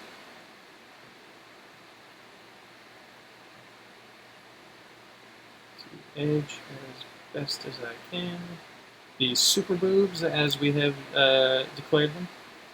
Super boobs! Yeah, some people might make really cool stuff. Yeah, that's one of my favorite things is I follow Animal Crossing Twitter just to watch. It's so wholesome. I mean, in this era of like video game, what's the term, toxicity, or just toxicity in general in the world. I mean, for crying out loud, we're in quarantine and it's an election year. Like there is tons of toxicity in the world. And I just have this like one little respite, and it's just people making these cute little, cool looking animations and like recreating their favorite video game characters in a daggum island fracking simulator with cute animals. Let me play my Animal Crossing in peace. I gotta wash some clothes before I go to bed tonight. I gotta throw some clothes in the wash. I'll finish this up and then I'll do that. This probably won't take much longer. The hair I don't expect is going to take very long to do, even though there is quite a lot of it. It's just one giant shape, and then I just have to kind of pick where I want the shadows to go. Yeah, let's go ahead and take the blur tool, and let's go a little bit bigger. Let's blur the edge of this shape quite a bit.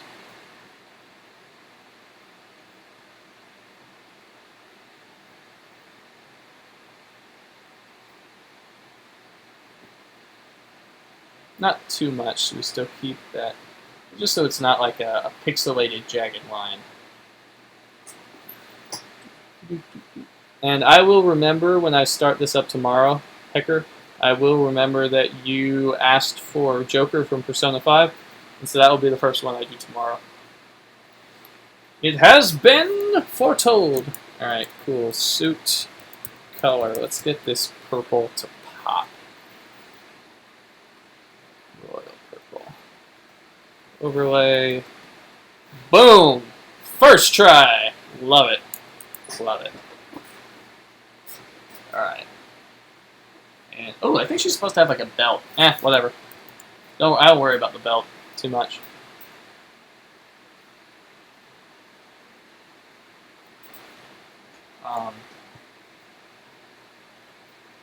I will actually do, I think now that I look at it, I do kind of want to do something. Let me try this out. I might actually I'm just going to kind of, superheroes always have like a sort of, basically thong. It's basically super undies they wear around their waist. I'm going to give her a pair of these. Super pants, so to speak. I just want to kind of see how this looks in context with the overall costume, if I like it or if I don't like it.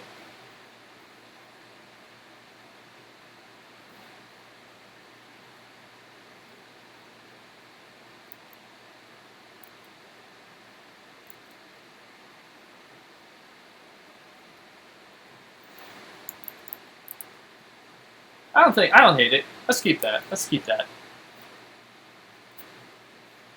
Now we gotta do all this hair. Okay, so go ahead and merge this all down into one layer.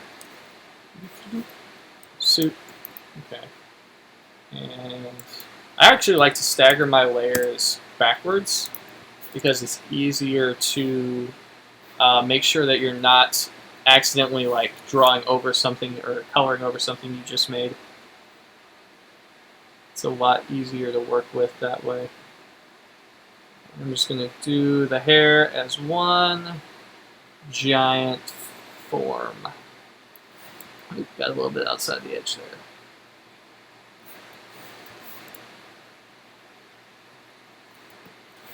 And I'll twist it sideways because it's easier for me to work when I'm going right to left and bottom to top.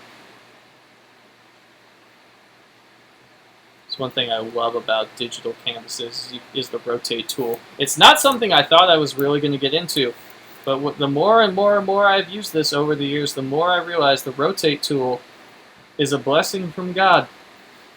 It's it really, really, really makes your workflow a lot easier than sitting there and having to, like, if you know you've got to go right to left on something, and you really hate making right to left lines, you just change your canvas. Just flip the canvas upside down, and boom, there you're going left to right. And then you finish the curve the way it needs to be done, and then boom, you're done. That's all it is. Excellent, okay. I do have these buttons on my or this button on my stylus though. I need to set the Control Z tool. I wonder if I can custom set this stylus to have like every time I press it, just Control Z's. I need to have that set because, and then like have the other. If it's, I think it's actually two, and if they're both there, do one is like Control Z and Control Shift Z, which is undo and redo. That way I can kind of like, because I have to sit here with my left hand on my keyboard, and every time I want to hit, every time I make a mistake, I just hit Control Z, and it undoes the thing I just did. Now there's another challenge for you. Control, oh whoops, hold up, something ain't connected somewhere. Oh right, it's because this arm doesn't connect around quite yet, or this line right here. Photoshop is smart like that when I am not. Okay, now she looks like an ancient version of Medusa, but if I turn on the frame layer, you see, yeah, I like it. I'm not particularly fond of how it like just slightly doesn't take over that top edge, but whatever. Okay. Alright, let's go to the gray layer. Come on, click it. Maybe. There we go. And then Command Shift in, hair dark. Just Command S, by the way. Yeah. And I gotta figure out where I want shadows. Obviously, shadows are coming from the right side. So do these. I like to stagger these in layers.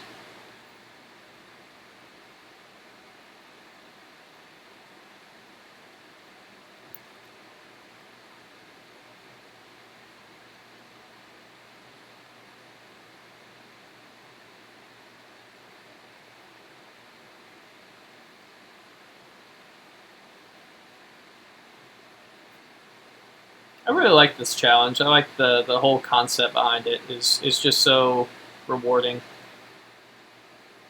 as like an artist and whatnot. It's just like it's a celebration of fan art, which is what it is. Something I can truly appreciate.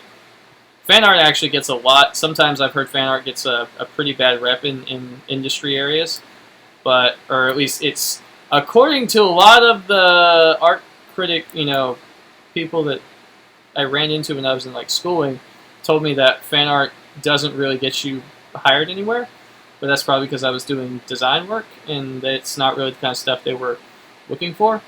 I don't know if I would ever work. Actually, I'm not sure I would ever want to work in the comic industry. If I'm to be totally honest with you, from what I've heard about it, just the lack of control that you have over so many things and the crazy hours you sometimes have to work.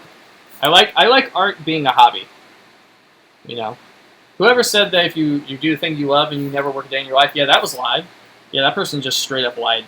Because if you love something and you do a lot of it, you will end up working, and you will end up at some point probably considering whether or not if you like do enough of something for too long, you might actually not enjoy it too much anymore, and that's when burnout happens, and burnout is what causes things to stop.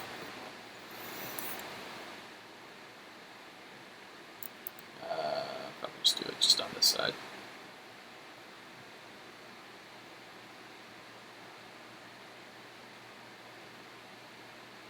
I might play a little Final Fantasy VII before I go to sleep, just like an hour or two. So it's like 8:15 right now, and this will probably be over in like the next like 10 to 15 minutes. So.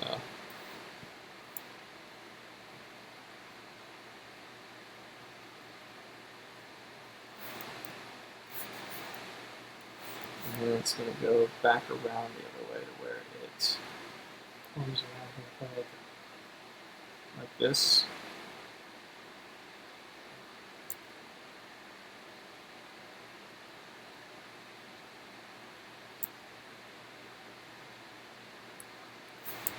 And turn this sideways.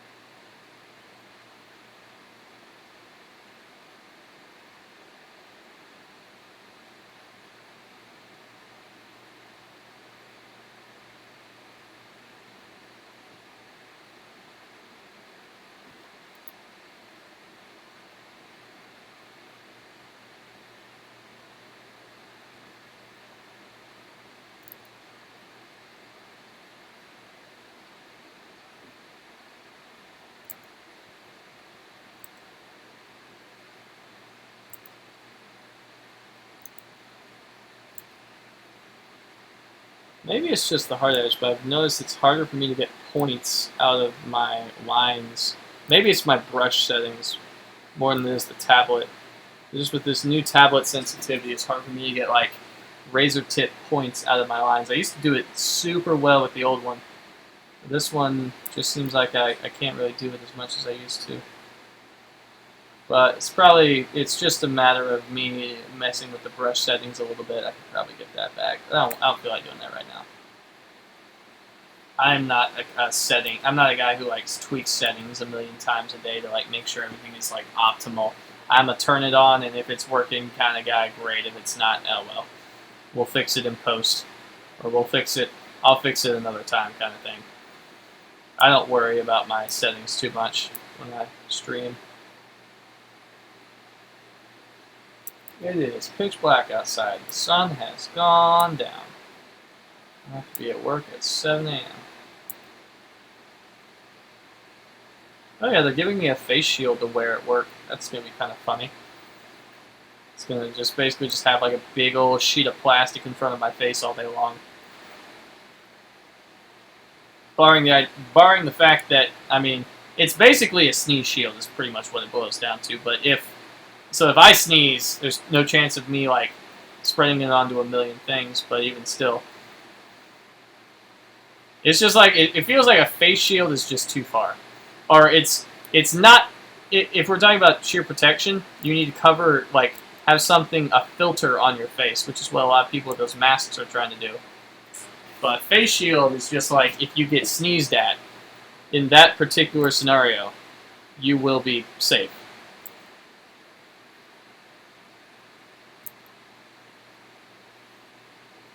Also, I think they've had a number of problems with fluid being sprayed in people's faces from the tractors, so.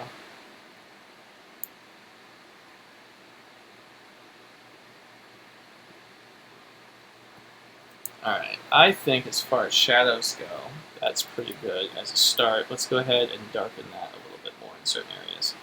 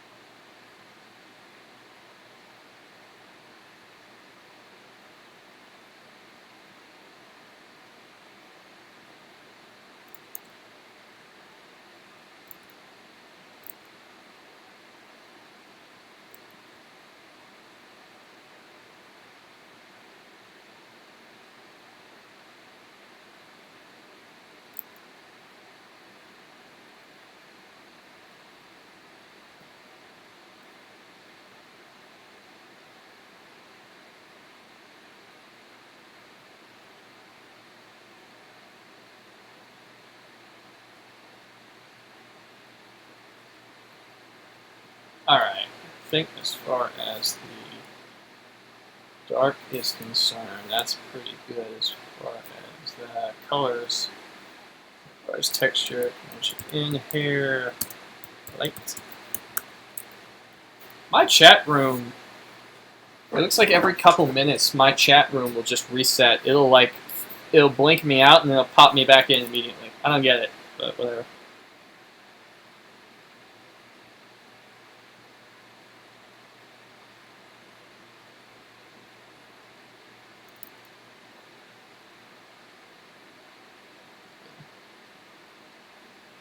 I'm gonna save this YouTube video so I can turn this on, or I might actually Next, because I'll come back and do this tomorrow. I might actually see about getting some proper like stream music ready beforehand. This was just sort of like just kind of came to me in the middle of the day. I was like, I think I want to do this today, and so I did.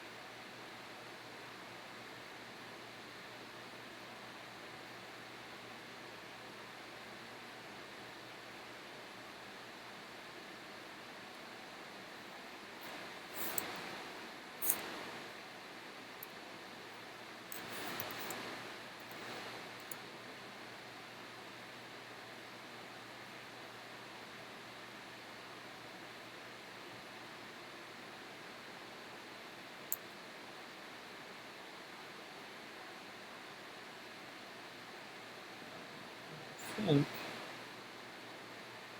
once I get this layer blended in, we're ready to actually put some color in this hair and really make the piece pop.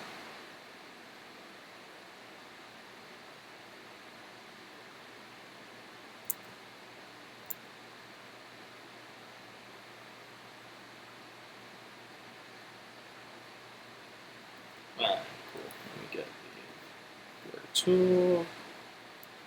Oh, one thing I always do. The wrong tool. I do not need the text tool. That is not the thing I'm going for. So it's right in the middle to accentuate that highlight. Just going to kind of put just a little bit of just straight white.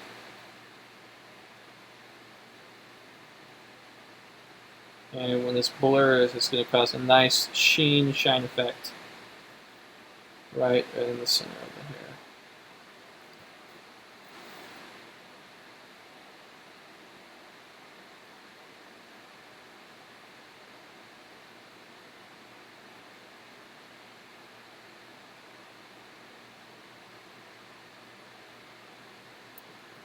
All right.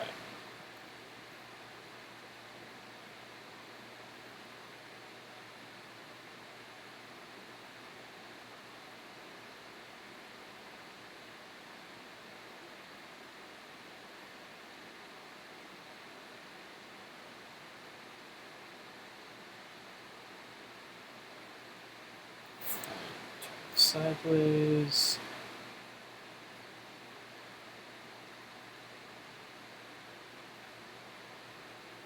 I'm not sure which took longer, the original drawing, the one I did earlier, or this one. For the record, I'm talking less because my throat is actually starting to go a little bit sore because I was talking so much earlier. I'm actually getting a little bit of a tingly in the back of my throat. Alright, and perfect. So now, and her hair just overtakes the frame. So now if I go and turn on that, and go to hair color, I'm going to get almost a bright red.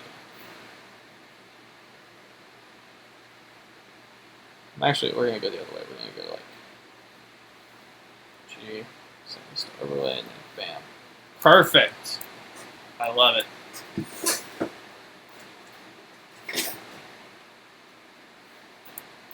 Oh, one thing I want to do, go to the line art. And I just realized this.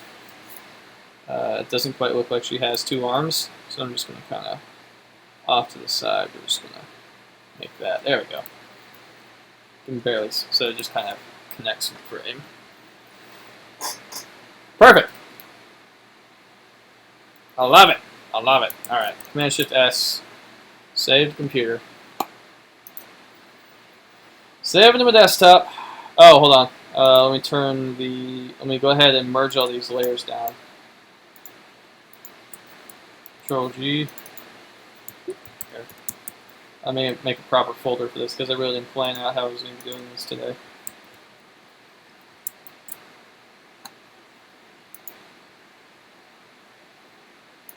Save it out as a PNG.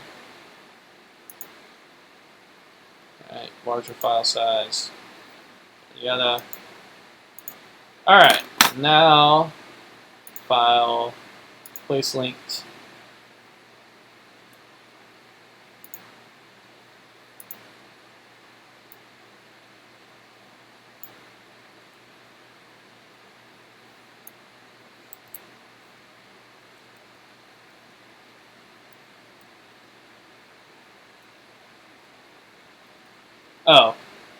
Oh, that's why. Whoops, I need to delete that. Hold on. File, open, recent. I need to erase that thing I did. Fanarts, take a PSD. I didn't realize that. Actually, hold up. No, that's not what I need to do. So I just need to take this, Command T, and I just need to shrink it to fit the edge. Ever so slightly. Yep. And just fit the whole thing down. Excellent. And then I'm going to Alt drag the name over with Shift key down. So I'm going to Alt grab, drag it over. And this is Queen Medusa from Marvel's Inhumans. Yep. Awesome. Awesome. Alright. Well, thank you guys so much for joining me today. This is about all the time I have for doing the first part of the 6 fan arts challenge. I don't know how many people are still watching this. I will resume this tomorrow. First one, actually, I'm going to go ahead and do... I'm going to go ahead and just draw on top of this. Mesh it in. I'm just going to go brush reserve. So there's still 3 slots left of things that I'm going to call, and I'm just going to go ahead and drag this over.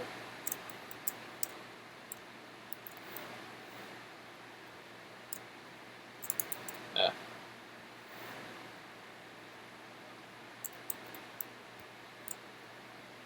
I'm going to go ahead and just call this Joker from Persona 5. Persona 5. His name is Persona 5 Wizard. Yeah.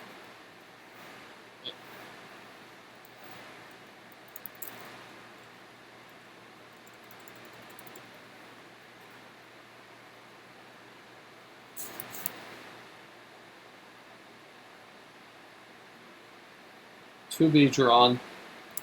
TBD, to be drawn. And then those bottom 2 are still open. Thank you guys so much for watching. I'm going to go ahead and post an in-progress photo to my social media. As always, if you would like to follow me, go ahead and check the links up at the top of the screen above for my Instagram, my Twitter, and my DeviantArt page if you want to see some of the artwork I do. Also, be sure to check out my YouTube channel, Daniel W. Artist, over on YouTube, where I post the streams, where I post the completed streams, including this one, but also a lot of like video game related stuff. I've been doing Final Fantasy VII, been playing a lot of Animal Crossing. I played a little bit of Devil May